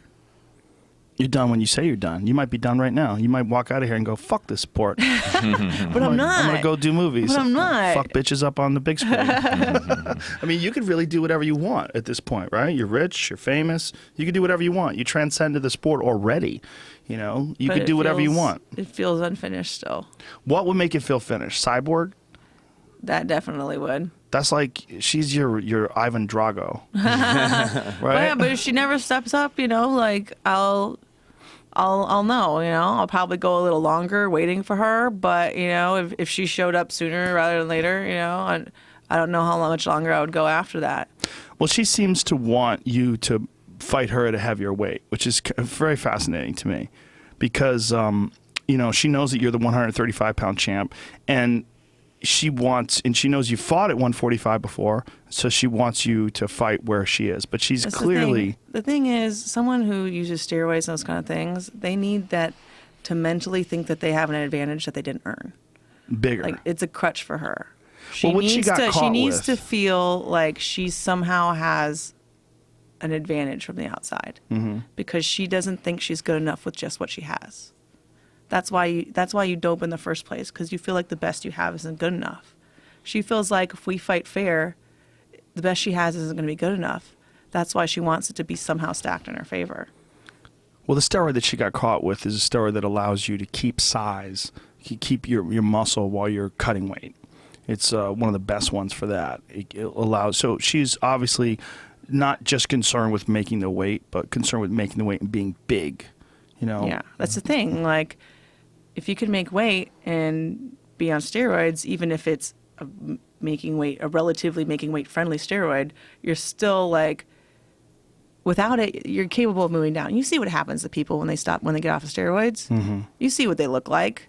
It's very easy for them to drop down. They immediately shrink up. Yeah. It changes everything. It changes everything, and it's all like an insecurity thing. That's all it is. It's a fascinating time when you see these guys that were on TRT or the people that were involved in the urine testing, which was like, they would say is basically an intelligence test. If you test after your fight and you're on steroids, you're a fucking idiot. It's that simple. But you could cycle all the way up until right before your fight if you're using the right stuff, cycle off of it, weigh in, fight, get your drug test, and still test clean. And so you're not really clean. You were never clean. You were just clean enough to pass that test, but your body still had all the effects of those steroids. You can't do that anymore. This Jeff Nowitzki guy is not fucking playing games. And the testing that they're implementing on these athletes is no joke. I mean, they're going to show up at your fucking testing. house. It's the same that I did growing up. I was under USADA testing when I was 14 years old. And then when I started doing MMA, I was like, really? they just hand me a cup and say, go in this other room and come back with something. Yeah. I was a 14-year-old little girl. They're like, drop your pants, pull up your shirt, spin around in a circle. Okay, make sure I can see it while you're peeing in there. Like, you know, it was like the most thorough. I remember the first time I was a little kid, I had to drink 8 bottles of water to be able to do it. I was so nervous, you know, and and I'm like, wait a minute. To fight for Strikeforce title or UFC title is less strict and, you know, less thorough testing than a 14-year-old at the Junior Miami Youth in judo. Think about that. It's crazy. 14-year-old at the Junior Miami Youth International in judo in Florida. Well, up until a few years stricter ago. testing than the first couple times I won the UFC title. nuts. Now it's the same testing. When they brought USADA in to do the testing, I was like, thank God. And you know what's funny? The same chick that like was my auto competition testing lady from when I was a kid, she was like my same lady again. She like showed up to the gym. I was like, oh my God, I haven't seen you in forever. That's hilarious. Yeah. 'Cause Wow. I was in out of competition testing too. Like did it for so long. I remember like having to fill out those forms all the time. It was such a pain in the ass. And now it's actually really, really easy. Like out of competition testing I hated it because of the paperwork, but I was always so happy that they did it, you know. And now I'm like really confident with what the testing is for us now. It's pretty intense, and it will absolutely weed out all the cheaters. It's just going to take time. But for these guys that relied on it for the longest time, you're seeing a difference in the way they look. Yeah. You know, their bodies are changing radically. You know, I mean, look at the difference between Vitor before and after the Weidman fight. That's the thing. Like when you look at these people from before when they're using and after when they're not, they look entirely different. And Cyborg looks and weighs exactly the same. If she gets off, it'll be very easy for her to make weight. From what we've seen from every single other person that's got off. So you think she's still on it right now? I think that It's possible. It's yeah, very possible. I can't like say with proof anything, la da da. But if you look the exact same as you did when you were using, then what changed? Did you ever see the video of her when she had her first fight? Oh, when she's like tiny, Completely got different. armbarred. Completely different body. Yeah. It was a woman's body. I mean, it was like, you know, it was very different. I mean, she's so thick now. She's so thick and muscular. And yeah, I mean, you get thick and muscular from hard work, but boy, the change is so radical. It's such a giant difference. And to see, I mean, men can put that kind of size on through powerlifting and hard weight, but to see a woman put that kind of size on, that kind of thickness It's not even just the size. I mean, even like the shape of your head. yeah. You know? Yeah, and shoulders too. The width of her shoulders, like the whole deal. Like when you add testosterone to a woman's body, so many things change. It's not. I mean, it's even more radical than adding it to a man's body. I mean, when the guys are on the juice, yeah, they get bigger and thicker and everything like that, but they're just bigger and thicker men. When a woman goes on the juice, you're taking a woman who you know your body only has a certain amount of testosterone that's being produced. That's it. It's a very small amount. Mm-hmm. And then when you add all this extra test to it, I mean, you see what happens with transgender women when women turn into.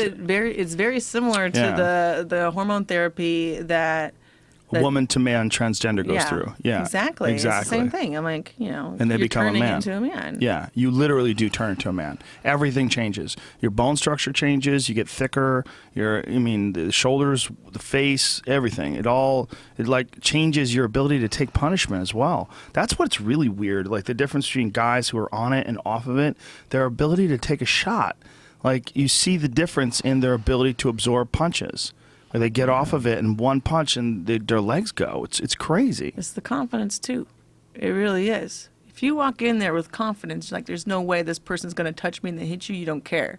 If you walk in there with doubt, those that's what it is. Like doping is a mental handicap. And when they use, it's a mental crutch. Like when you take that off, it's not just what they physically lose, it's what they mentally lose. And that's the hardest thing for them to let go. You'll use once, and you're going to have that forever. You're going to have that mental handicap forever. There's no way you can fix it. Right, you'll always know that you used, and you always know that it helped you.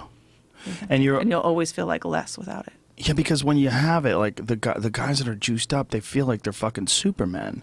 Mm-hmm. You know, like when you go back to the early days of the UFC when you could just do whatever the fuck you wanted. Like go back to the Pride days; those are my favorite days. Fucking like I don't know what Vanderlei was doing, but I'm assuming everything. You know, I don't know, but I mean, he was like one of my all-time favorite fighters to watch because it wasn't even like watching a human. It was like watching some rabid hyena that took a human form and learned Muay Thai and just would run across the cage and kick the fucking shit out of you and stomp your head when you were down. It was wild, crazy shit to watch, but it was a human that it was just so far gone off the hormone spectrum. And that's the thing. If like you get into a setting where everyone's doing it, then you're hitting and punching harder than a person should. Right. And you're taking more damage and more punishment than a person should. And that is how someone's going to eventually die. Well, one of the big concerns with me is the lack of when they're trying to take out the IVs. And I understand why they're doing it, because they're trying to stop people from masking doping. Like Nowitzki came on my podcast and explained it to me that there's been instances where people used IV bags. Yeah, it flushes your system out and somehow or another can mask. And also blood doping. And blood doping is totally legit. They've used it in cycling for years, where you take your blood out, your body replenishes the blood, and you put that blood back in right before you fight. I know that people have done that before. What's shocking to me is that the UFC and Nevada State Athletic Commission, just a few years ago, wasn't even testing for EPO. It wasn't that long ago. It was like less than a decade. Like EPO wasn't something that they tested for, which is crazy, because if anything relies on endurance, it's a critical factor in endurance. It's fighting. It's one of the most critical factors, because if you're running in a race and you're slower because you're tired, you don't get kicked in the face. It's a big fucking difference. The difference is so giant. Right. And the fact that they didn't take that into consideration when all those years they'd been testing cyclists for it. And even testing them, they were still doing it. They're still pulling it off. They're still cheating. And the fact that they can test plastics in the blood from the IV bag, that is fascinating to me. That's amazing. I mean, I'm completely supportive of IV ban, even just for weight cutting. Did you ever use them for weight cutting? Once in 2005, right before the World Championships in Egypt, in Cairo, and it was the worst ever, because in judo you have like an hour and a half sometimes from weigh-in to when you're going to go, and then you're going to fight like 7 times. It's crazy. And so I got the opportunity to use it because a friend of mine had it, and it wasn't, it was still legal back then. It wasn't, it wasn't a thing, so it wasn't like I was cheating. It's just, other people, I just didn't have the means to do it, and other people did. And so I got the opportunity to use it, and I was like, all right, I'll try it out. I had a really, really bad weight cut. I was, kind of like being a dumb kid. And this is after I ran away from home and I had a terrible weight cut. It was like 2005. It was like, that same year. And I ended up getting chills. Like my whole body got chills. Like my whole body was swollen. I've never felt that slow and that terrible. Like it was the worst thing. I would have been from the IV. From the IV. Yeah. Was it edema? Did you have edema? What's that? This is an issue that people get when they have IVs for some reason. Your body just reacts in some sort of a strange way with the water. I don't know, but I just remember I got chills. Like I couldn't stop myself from shivering, and like I was really, really slow and sluggish, and I absolutely hated it. I hated it and never did it again. When she told me she doesn't do it for MMA when she started her career, I said I love it. It's so great. Because none of my boxers do it, Yeah, and No? if you need medical attention from cutting weight, seriously, you're in the wrong division. Why can't There's you a lot just of people in the drink wrong division, Why can't though. you just drink normally? You're not sick, or you can, raise your hand and drink normally. I think the issue is rehydrating the brain. That's one of the big ones. Rehydrating slowly the brain drink takes a it long throughout time. the whole day. You have 24 Exactly, drink hours. the- I mean, drink in throughout the comparison whole to day. judo, I was like, what? I got 24 hours? 24 Right. Yeah. hours. And I don't have an hour, because in judo, I would have to have an hour and a half to 3 hours, and I have to weigh in like And- 4 times a month or something like that. I mean, that's really like rigorous. I couldn't do that fighting 135 now. The difference, though, is that involves grappling only. And even though there are some head impacts, Yeah, it's not the same. But Joe, we do training camp if we're sharp at, like, let's say, depending on the fight, we're sharp at 147 pounds, 148 pounds, right? She's sharp, she's explosive, 149, let's say. You drink gradually and you make that weight during the fight. Even heavyweights in boxing look at their weight. It's not heavyweight, you could go up as much as you want. You have to know where you're strong at. Right. During training, right? Right. So you just drink, you become 148, 49, you're good to go, you fight. What's the problem? Why would you do IV to get, boom, right away, all bloated? That's why most of these guys in MMA can't move sometimes. They're not as sharp. They're young, And when they move and I look at them, I'm like, why are they so slow? Sometimes you know, compare it to boxing, man. You see those guys, old school fighters, they're in their 40s. Those guys are quick and explosive. None of them do IV. They don't do IV. Boxers don't use IVs? They don't use IV. Well, what about radical weight cuts, though? If you make like a guy like Julio Cesar Chavez Jr., he cuts a lot of weight. Well, he cuts a lot of weight. Probably he uses it. That's why he's so slow. What happened to him? Do you see him as being the greatest? He's a young guy. Sometimes he fights. He's like a zombie. I think he's getting too much pussy. No. Too good looking. Discipline. Yeah, there's definitely lack of that, but I think that's what it is. Lack of that, but goddamn superstar, if handsome you want to be bastard. sharp, I don't think you need that. You don't need that. I don't believe in it. I mean, Well, I think you're correct, but I think there are a lot of issues where there's just not enough weight classes. I think there's a lot of issues where guys are tweeners. You know, they're not. They're not 10 quite. pound gap you're talking about is too much in boxing. We have 2 pounds. Well, I don't think 10 pounds is so bad, 118. but there's like 85 to 205 is crazy. That's a giant jump. 205 to 265 is fucking nuts. That's a nutty one. Yeah. I think there should be a 225 for sure. So what you're saying is it's too much of a difference when they go down so low. Then they want to gain it. The only way is to stick an IV in there so you can gain that weight quicker. But I think 24 hours is enough for you. Like if you could raise your hand and drink water, I think IVs for people that when they're sick and they're throwing up and they can't like move, they're exhausted. Stick a needle in there so they could recover. That's the purpose of IV, right? Too. Like, it is. I really don't think it helps. I don't believe it helps at all. I think it's a hindrance. But if you're having a terrible weight cut and you're really worried about this fight, it's really helps put your mind at ease if you think, oh, no, it's fine. I'll have an IV and it's like the magical cure and it's like this bad weight cut never happened. Well, they do think that it's the better way to replenish the fluid in the brain. Yeah, but it still takes 70-something hours to fully replenish it. And then the guys that use it, what I notice is when they're warming up in the locker room, like I see them during training, right?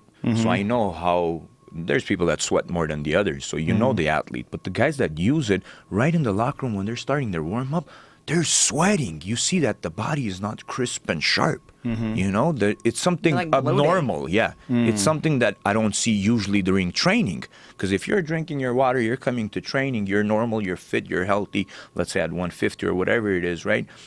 I know that athlete, we're on the pads, he's sharp, wrestling this and that, he's looking good, sweating normally. And then you see during the fight day where this person hasn't even warmed up and he's soaking wet.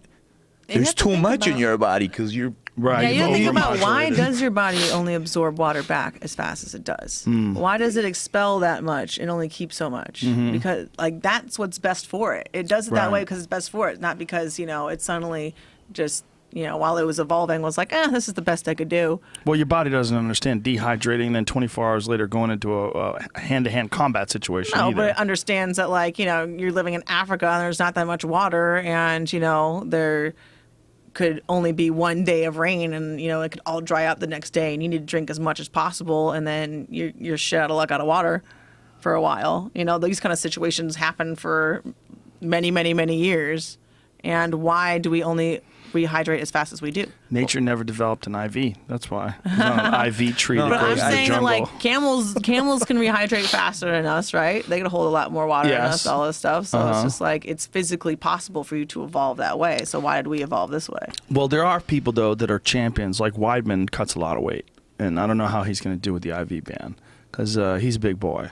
Weidman's well over 200 pounds, gets down to 185. Yeah, I think during the training, if they do the training right and they see where he's sharp at, how they could deal with it, if you're mentally tough, you could gradually just drink throughout the day. 100% you'll be okay. I don't believe it. Yeah, they're also going to get smaller. They're going to have to get physically smaller. They're going to have to lose muscle mass. Sometimes, Joe, it's not only about being how big. You see these guys are, bloated, but they can't move. Right. You don't want to be that way either. Speed kills, remember. We know that. Everybody knows that speed's very, very important. The problem is with a lot of people, they're worried about being smothered by a bigger guy. They're worried about being held they onto and dragged learn into not the to get cage. smothered. They got to know how to fight. They got to learn not to lie down on their back and let somebody be on top of them. Get out of that position. It's been an established way that things have been for a long time. So now that this breakup in the established way is going to cause... Change is scary for people. But I mean, like I stopped weightlifting a long time ago. I think almost 2 years Ronda ago now hasn't touched because weights, no strength and conditioning. I don't do want to everything get for her. too bulky. You don't do any strength and conditioning at No, all? only 2-pound dumbbell shadow boxing.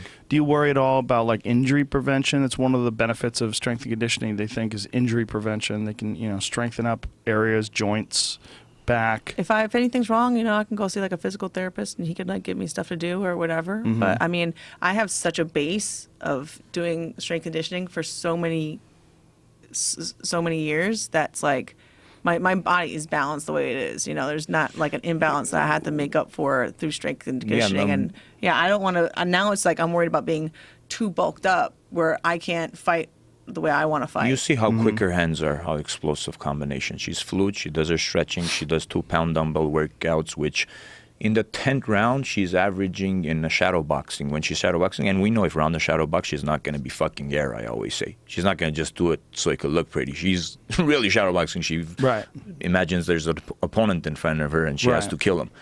Throws 575 punches in 3 minutes. With 2-pound dumbbells. 2-pound dumbbell. Okay. That's ridiculous. That's automatically strength and conditioning plus 10. It's plus 10. You're going to be firing your hands in the 10th round. Yeah. 10 rounds of, their shadow boxing, I always say, and they're shadow boxing. This is not shadow boxing. That is just loosening up. Right. But she does it, throws the punches with the weights. With intention. Legs, with intention. And then we go to Santa Monica Stairs. She gets her legs. She does her core. She does 2,000 sit-ups every day. So training. you are doing conditioning. She then. is, Yeah, but it's not like. Have you ever seen Pacquiao like doing cleans or like bench pressing? Right. Or like, do you ever see like Mayweather doing anything like that? No. Do you ever Old see like school, any of those great was Muhammad Ali like hitting the iron or anything like that? You know, none of them were, and there's a reason for that. Fight physical, whatever is fighting. And then the time, right? How much you do and what you do.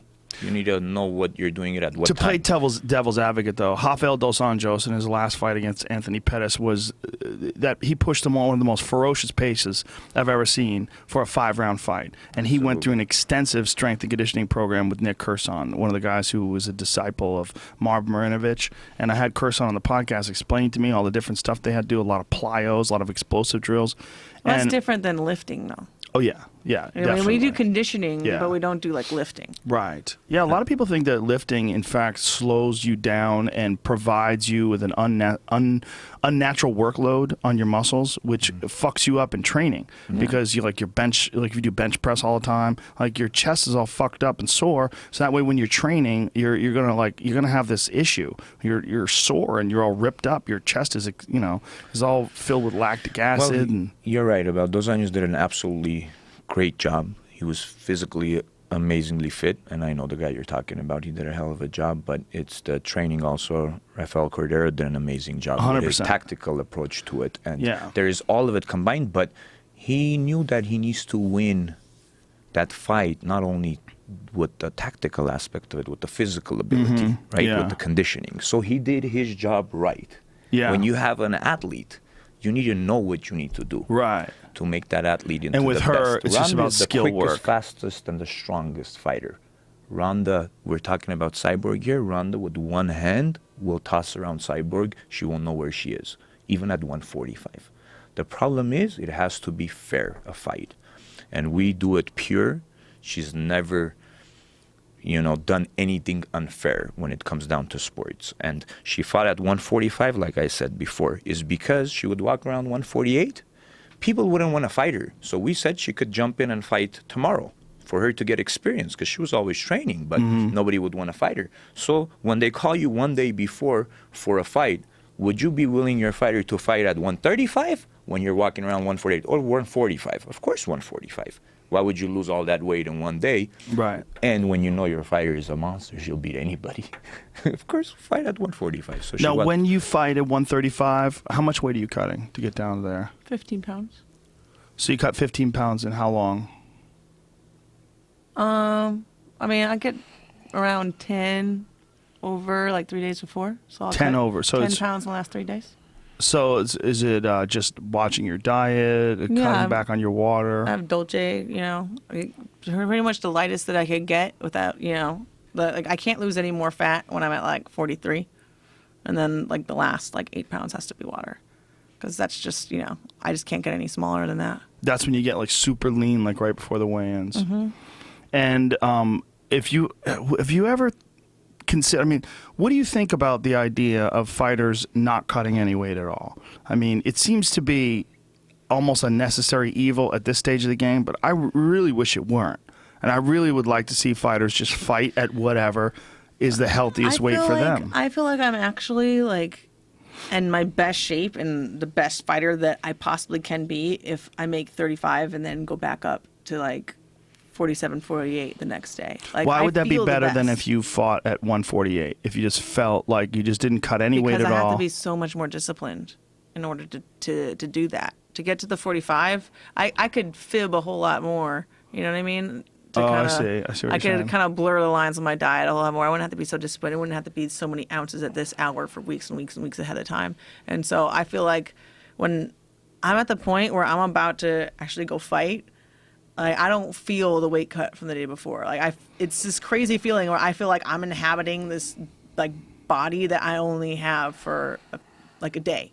Like my fight night body, it's like everything is peaked up to that day, and so when I'm finally like inhabiting this body that can like I feel like a fucking ninja, dude. You don't understand. Me right now is not me right then. This is you just know? the time we need to hit the gym right now. Start training. You see, when I know, we get we're gonna go aggressive like back, this, we're it's gonna like, go back. let's go. We'll show them how it is. But next you don't fight. know, like, I can't describe to you how it feels. Like, after all that work and all of that perfect food and perfect training, perfect peaking, and it's all, like, done and it's all, like, been fine-tuned so I could be the best that possibly, like, is physically possible for the human form to be for this 24-hour period that I have. Like, I'm perfectly peaked. It feels fucking amazing.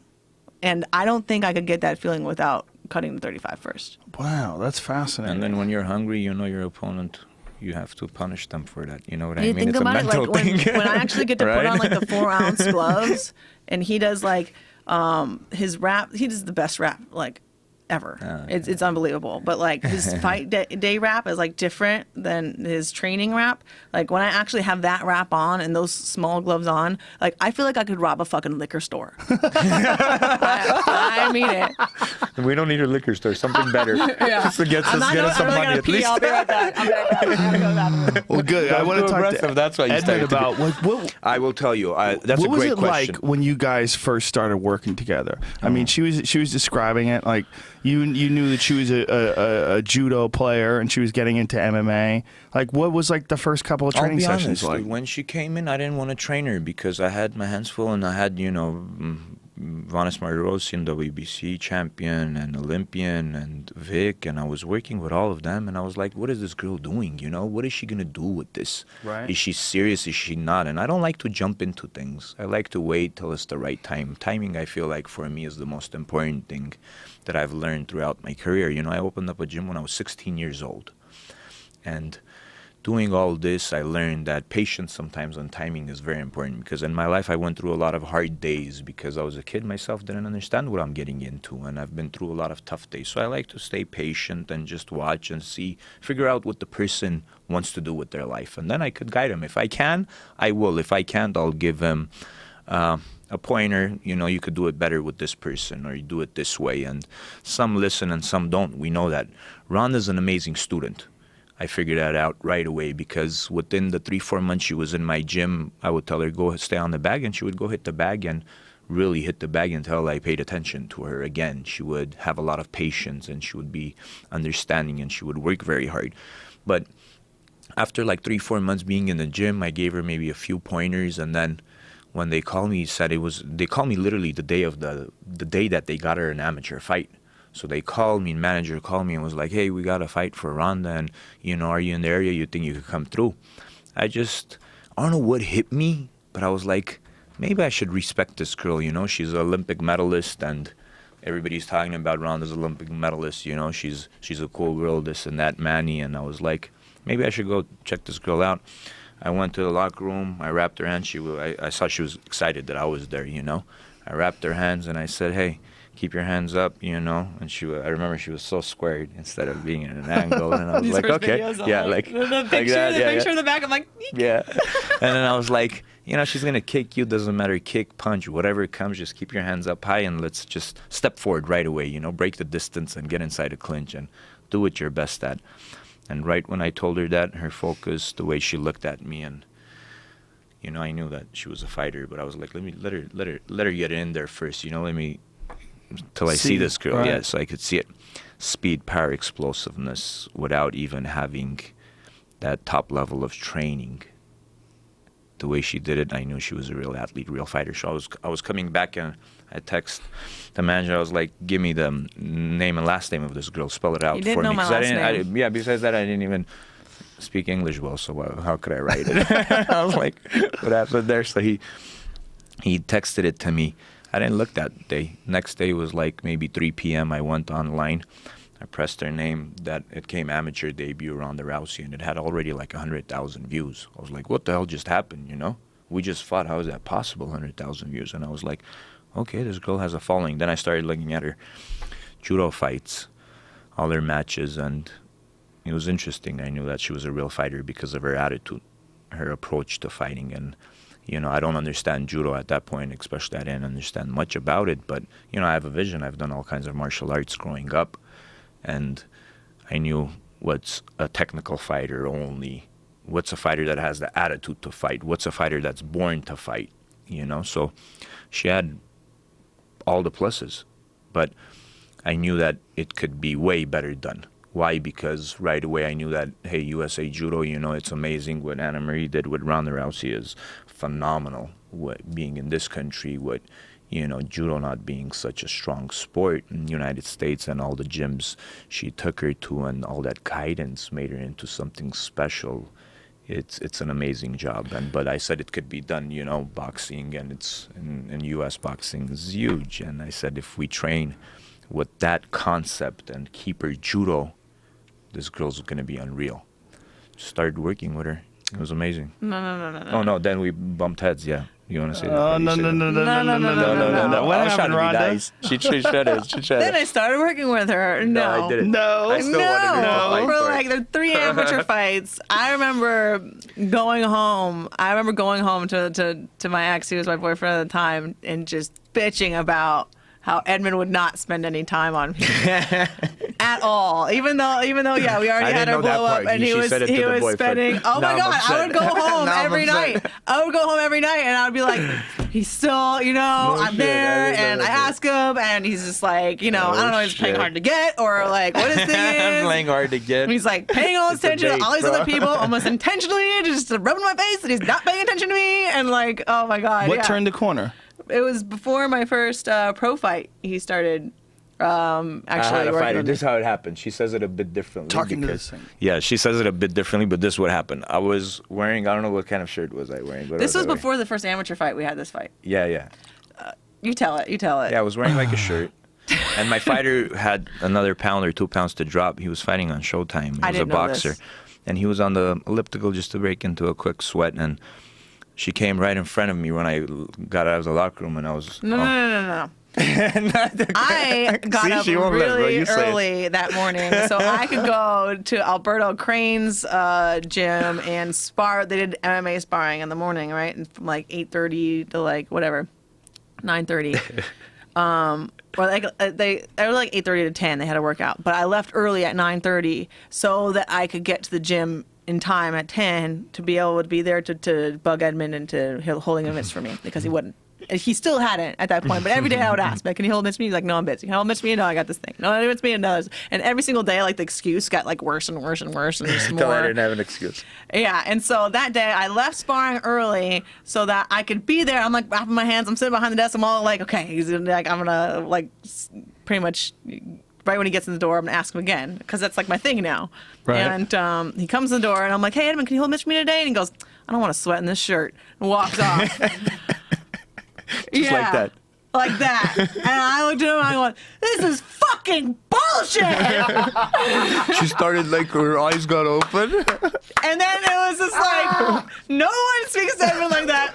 Especially in his Nobody gym. All the other invited you? fighters, it was like you pull the record. It was like, everybody looked at her like, oh my God, something's gonna happen. Nobody. And he was just like, I came close So to her, yeah, really close so to her then like face. I walk up and I'm like going to grab my stuff or whatever, and I'm walking back across. He's like, don't ever swear, don't ever speak to me like that in my gym. And I was like, fuck it, whatever. And I just like left. I like went out the door. I grabbed all my stuff, and I was ready to never go back in there again. Like I was like, well, I'm not welcome back anymore. He never even said that I could train there. He just didn't say, no, you have to leave. So I just stayed. And that's the thing. This is not a welcoming environment. Not at all. No. And then, yeah. Everybody has that fuck you And I'm like attitude. pulling away, and everybody else like, oh, God, I left my gloves, because I couldn't afford anything. Those were gloves that were given to me. I think Roman gave me gloves. And I was like, oh, whatever. I'll find new gloves. I'll find a new gym. I don't know how I'm going to afford any of it. I don't even know how I'm going to afford this gas home, but somehow. And then, then he texted me to come back. I got a text, and it was like, come back to the gym.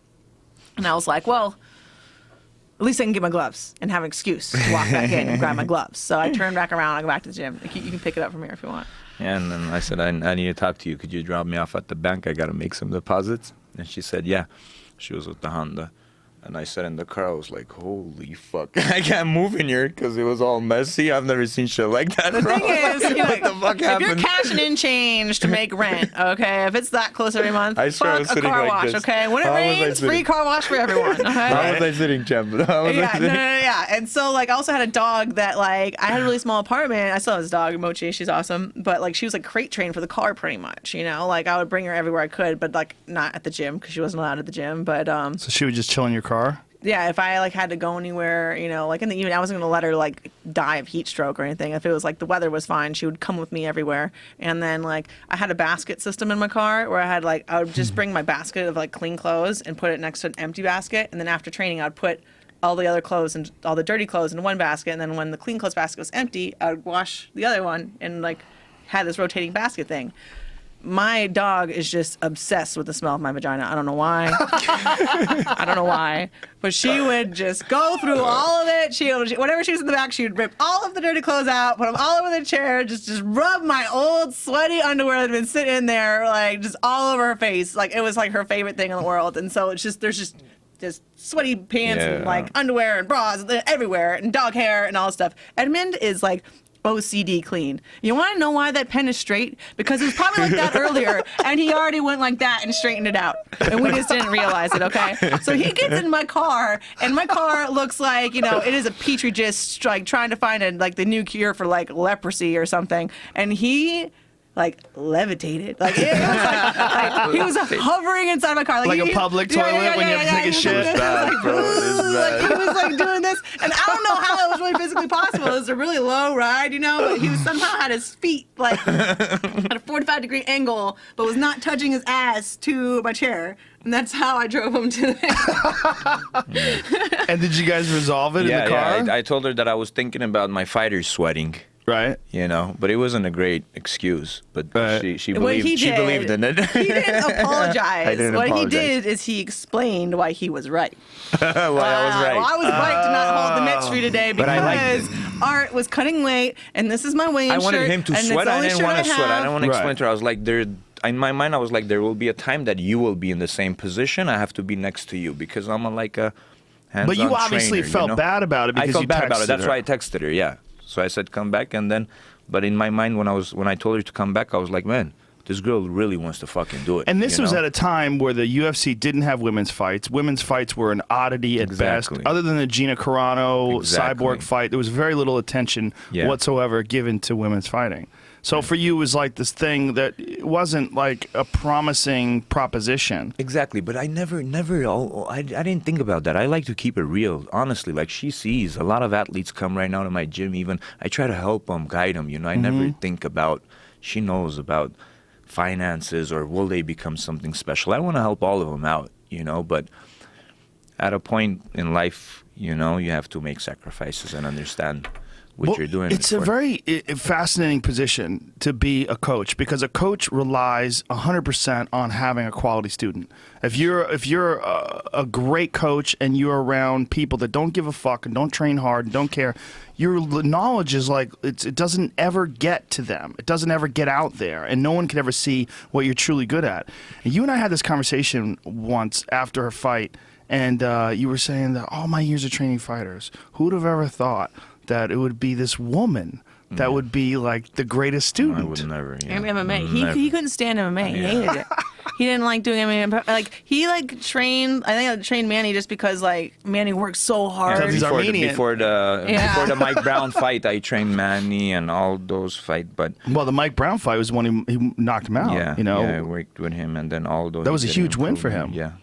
But yeah, other than that, Edmond only had men Armenian boxers, and that was like his little like So- category. how does the relationship work as far as like you're the striking coach then, but you're her overall coach? Yes, the no, head I give the coach. whole program, and I say when we're grappling, when we're using her judo, know when to use the judo, like speed week, when to bring in those sparring partners, what kind of sparring partners, how many days a week she does her strength and conditioning or sparrings, you know. But she's boxing and strength and conditioning, so she's But I learning see- always. But I see Henner in your corner occasionally. Henner Well, yeah. Gracie. Well, Edmond does like the structure of the camp, so what we do what days. But when I do like jiu-jitsu or judo or wrestling, I'm working with somebody else. But Right. because like the amount of time or how the intensity or what day it is Or up what to we're Edmond. working on specific, what for we the need to opponent do. or, I know like- her. So because you're the closest to her. Exactly. I know you've- her mentally, what she needs to do to be dominant. You know, so sometimes people that don't have so much experience, they will work on certain things during certain time of the training camp that it's unnecessary to work on that. Because you could do that at times that when she's off, she doesn't have a training camp. She doesn't have a fight. So I understand. That's why sometimes it was so difficult to teach her everything in boxing and to progress earlier. The reason was Ronda could have done that is because we had fights in front of us.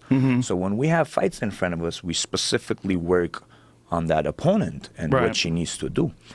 I didn't show her how to throw an overhand right or anything like that until the Alexis Davis fight. She knocked her out. I told her straight shots. Those are the best for you to back them up, get that clinch, You don't want those big overhand shots, and we could stop all of those with a great jab. You work your way inside with a jab in boxing. You work your way out. If you don't want anybody to come inside, you keep that jab out there, and they'll have a hard time. So it's simple concept. A lot of footwork, utilizing the distance, right? And you see how she gets the clinch.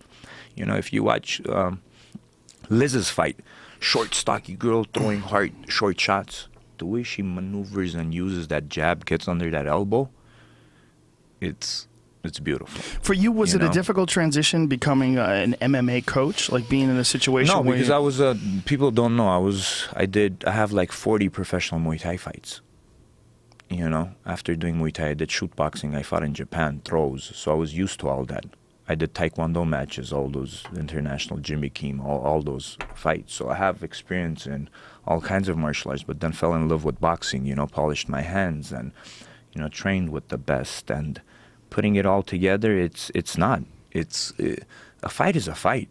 Right. You got to understand it's not only about the fight. You got to understand what you have as a trainer. I know what I have. I know what abilities she has. And, I know Ronda's personality. I know what they're going to be trying to do. This last fight, she knows. I said, Ronda, the way you're punching right now, everybody's going to try to push you off them. Or they're going to be desperate for them to clinch. Before you would want to go clinch. But now you're going to clip them so hard, guess what? They're going to try to come and clinch you. And when they're doing that, you either counter takedown, which you can do, or you keep on punching them, counter punch, or, push them off, knock their ass out. What happened? She was punching her. What did she want to do? She couldn't take those shots. She came to grab Ronda. Ronda pushed her, kneed her, jumped on her again. Fight was over. So, but that we understood as we're seeing progress. Because when I'm seeing the sparring partners, we have a boxing world champion sparring with Ronda. Ronda's on her, hitting her, and this girl's like, holy shit, trying to get inside to close. Tie her up. That means it's a big problem now. So are you analyzing this stuff independently of your training sessions? Independently, absolutely. So you're sitting down afterwards and you're going over what you're seeing, Ronda's what the done, progress yes. is. That's why I and- can't teach group classes. I can't do group. I like to work on an individual's ability and bring out the best from the fighter. Well, you And got to look deep into them. exactly and too see- much, yeah. And doing it at this level, you have to have that fighter. You have to love that fighter. You have to care about that fighter. You have to understand that fighter. personality.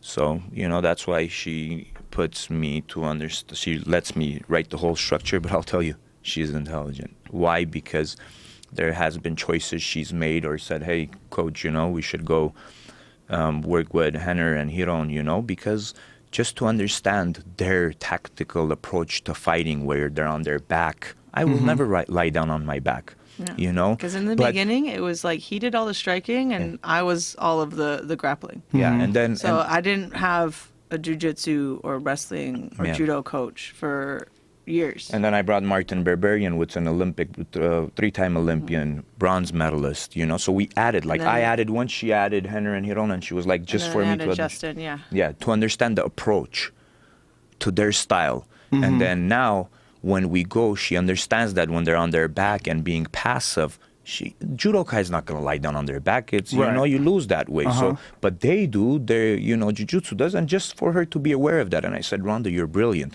Let's go to them and we'll do it once a week, twice a week. So you could understand their approach to, you know, grappling, and then we'll know how to take advantage of that. Well, it's a ever-evolving game. Grappling, unlike anything else, is constantly evolving and adding new techniques Yeah. to it. And like, if you pay attention to Abu Dhabi, like the World Championships, it's all leg locks now. It's crazy. There's the leg lock game in grappling has changed so much over the last few years.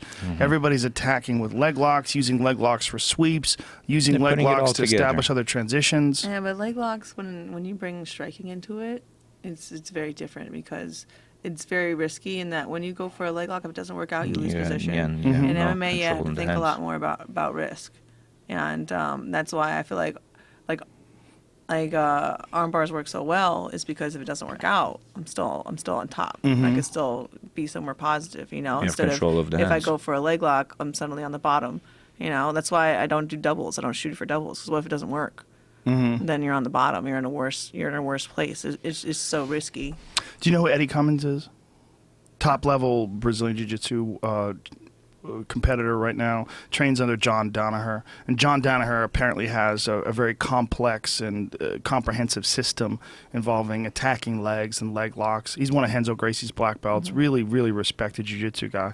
And Eddie was talking about, he just competed in Abu Dhabi, and he was talking about bringing leg locks to MMA, and that you are seeing many more leg locks in MMA now because guys are learning at the highest level the transitions. It's like a lot of times we have these looks at things and we go, well, that's not going to work because of this. And people might have said that about all sorts of different aspects of MMA Absolutely. before someone came along and figured out a way to do it successfully. I think we're kind of seeing I'm that. not discounting like leg locks at all. I'm just saying like, They're risky. And then again, it's They're very the risky, ability of yeah. the fighter. What ability you have, what you've done. Like, you know what I'm saying? Like when she does with Henner and Hiron, and, you know, during training camp, she's not going to 1 month before the fight lie down on her back and try to do triangles. Right. That's not her. Right. You know what I mean? So we need to be dominant in certain areas. Do you for- train those things like do you learn like specific skills outside of a training camp? So like when training camp's over, you know, you knock out Betch Kohea and you go, I'd like to learn how to do this, or I'd like to add a little bit of that to my game. Yeah, she's yeah, done yeah. that You before. just do. You learn stuff without a particular direction when you're outside of camp, and camp is what directs it towards something specific. But is it crazy because MMA, there's so many skills, there's so many things you could adhere to, or so many styles you could adhere. It's like you kind of figure out where to focus your thing. And you're focusing your thing on boxing, your judo, and your armbar. And because of that, you've been so successful because everything is just razor sharp. When you start adding things, sometimes what happens is you're putting too much attention to these other things. You can add, but know when to add. That's the thing. Know Like when to now we add. got Justin Flores, you know, he comes in, the judo, the explosive throws. We know that judo is all about timing and explosive, and she loves it when she uses that, knowing when to do that. Mm-hmm. You know what I mean? But if she does that right now, when we're just starting off and quick explosive throws, her body is not ready. Like you were saying about strength and conditioning. People do that so they could prevent injuries, right? For you not to have your joints hurting, this and that. So it's the same thing. You have to think of it, when to use it. It's okay to add, but when to use it. When you're fighting, you have to do what's best of your ability to get And I the think- W. It's about the W. It's not I about think that what you know. people make the mistake of trying to memorize certain things, like separate things that are completely disjointed and not related, Yeah. as opposed to memorizing concepts. Like when I'm grappling, I probably make up 15 different moves a night that I've never done before, just off the top of my head, because it makes sense right there. Because you know the concept, and now that you're in an unusual Exactly. position, you just apply the concept. Yeah, to the that concepts. position. I'm just applying the concepts to every kind of situation I could end up in. I don't memorize every single individual move. It doesn't make sense. I'm not gonna memorize a leg lock and then memorize a spinning back elbow and then memorize a push kick and memorize, something else is completely a Superman punch. Like, they're completely all over the place and they have nothing to do with each other. They're not connected. Why am I spending so many hours of my day on all these different things that they're not connected to each other? And so I spend a lot of my time connecting things as opposed to trying to learn individual things that don't have anything to do with Connecting the other. and ring generalship. Where's the ring generalship? It's the most important thing. You see her on the pads, watch her. Every time I'm stepping, she's one step ahead. What is she doing? She's controlling me. She's controlling you, and she's exactly. Are we just building standing that framework in her mind That's of ring always knowing generalship where is to the do. most important thing in boxing and fighting in general. You can't be in the middle of the octagon, walk 10 steps and hit your back on the cage, and then expect to learn a Superman punch and become something special. You got to learn ring generalship first. There's more to fighting. People just, know it, have an idea, and there's coaches out there that think, they could show a fancy jumping kick or a punch or whatever it is, or a throw, and become something special with that. No, it doesn't work that way. Positioning is so critical in grappling, but it's just as critical in striking. It's just as critical in movement, just as critical in being in a position where the person literally doesn't have the leverage to hit you correctly.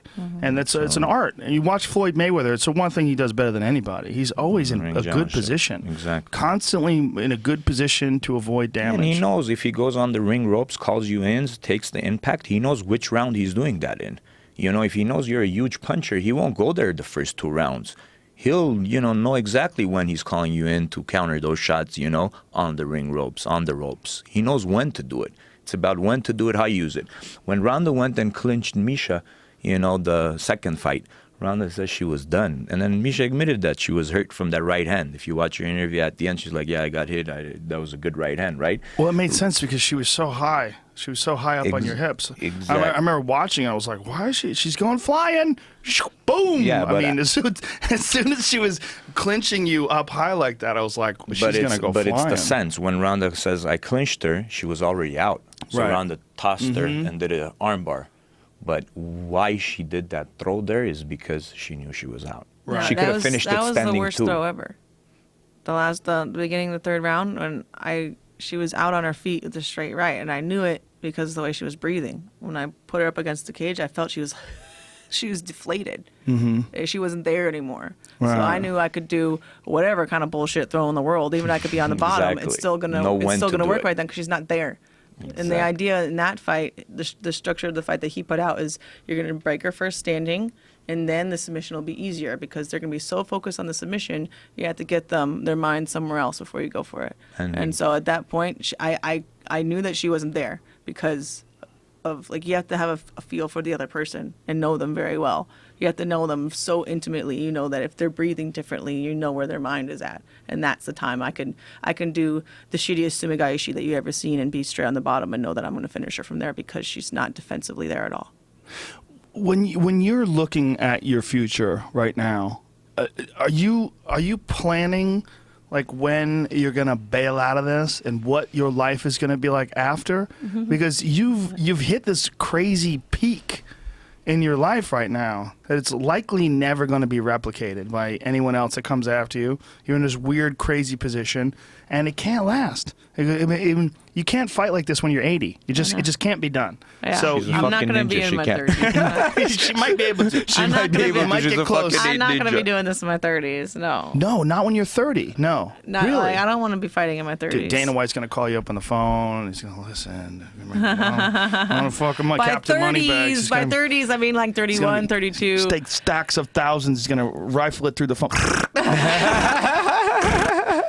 But I mean, if you're actually 30 years old, that's not 30s, that's 30. 30s. Once you add How old are you 31, now? that's 30s plural. How old are you now? I'm 28. 28. Are you really thinking a couple years, 2-3 years? What are you thinking? I don't know. I look at it like like exactly like how we were talking about how fighting. That's how I do everything else. I don't look at all these separate disjointed things. Like I'm not gonna go in there and I'm not gonna try this thing and then try this thing and try that thing and then hope something works out. It's like I follow like a path train of thought while I'm in there and while I'm doing everything else. So it's just like, this is what I'm going to do right now, and these are the possible reactions. These are possible things that could happen. And we're going with option 3. Okay, these are the possible reactions, and I follow it like a path from whatever happens from what I'm doing right now that determines everything else afterward. And I just kind of follow it. And so everything's very organically done, and I'm improvising all the time. I'm improvising when I'm fighting. I'm improvising with my career. I just know the concepts of what I want to accomplish in my career. I don't know exactly what I'm going to be doing. I don't walk in and know I'm going to armbar that person. I don't right now know exactly when I'm going to retire and how exactly I'm going to do it. But I know it's going to happen at some point. I know I'm going to finish. But we know she's going to be somehow. undefeated. I know I'm going to be undefeated. I know I'm going to retire at some point. But still, I'm still so far away that I can't say exactly how. I'm still following the path and the train of thought to get there. And we know when she wins, so quick, no injuries, training healthy, happy, smart, intelligent, back-to-back wins, she could fight 3 fights a year. Because she was in there not over a minute for this last 3 fights. How are you going to know when to stop? And what do you think you'll be able to just walk away? Yeah, but that's why But look at Fedor. That's why I'm doing all He's this other jumping back stuff. too. Just because what else is there for them to do? So you think the other stuff will be sufficient and sufficiently exciting? Yeah, I just want to build it up enough and develop it enough where it's ready for me to do full time when I want to switch over.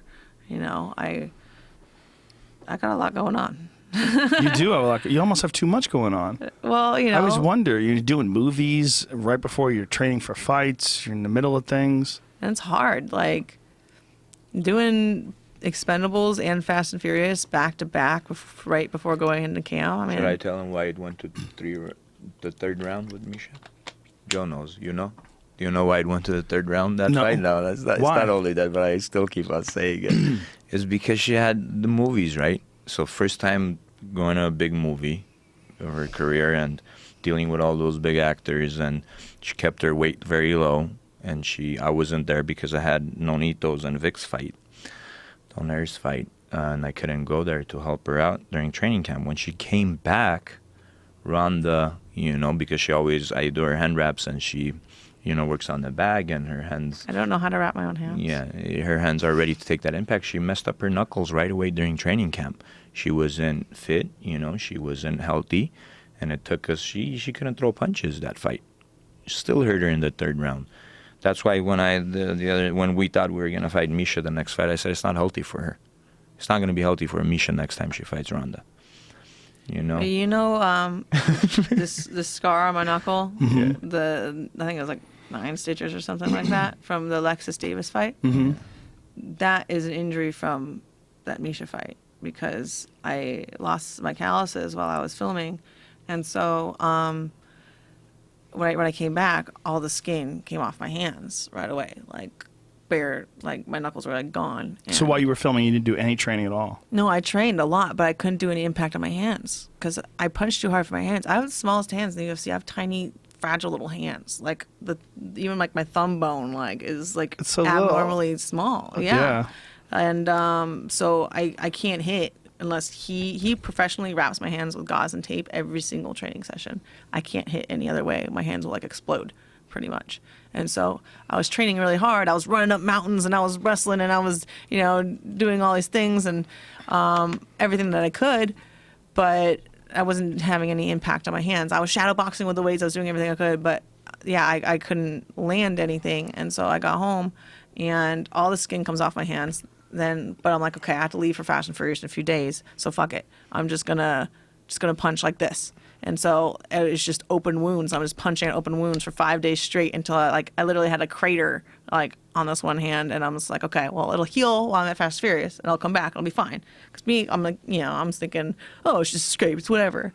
And then I come back, and it never heals the whole camp. We just keep putting Neosporin and peroxide in it, and I just have like like a crater in my hand, and it keeps falling off, and the whole thing falls off, and it gets bigger every time. Every time it falls off, it's bigger and it's deeper, and I start to see like the little like the fat like beads, because it's like that like deep. Like I would look at it sideways and there would be a dent inside, and then it would heal, and then there'd be a huge lump, and then they would, whatever it was inside would burst.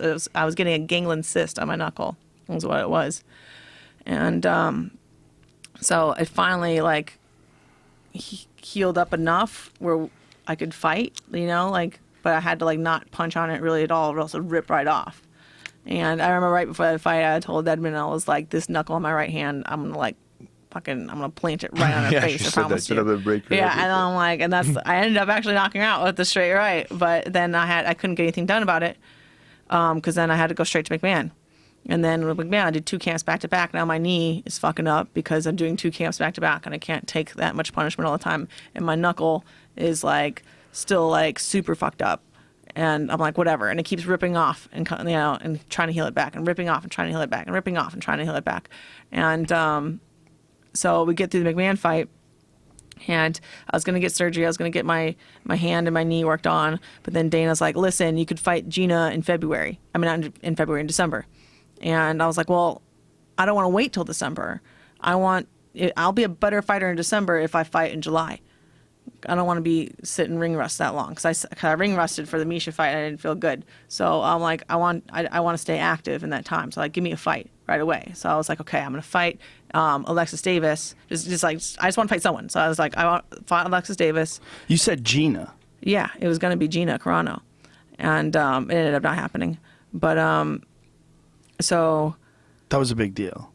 Yeah, so I wanted to fight in the meantime. So I was like, okay, I can't get surgery and I can't get all these things worked out now.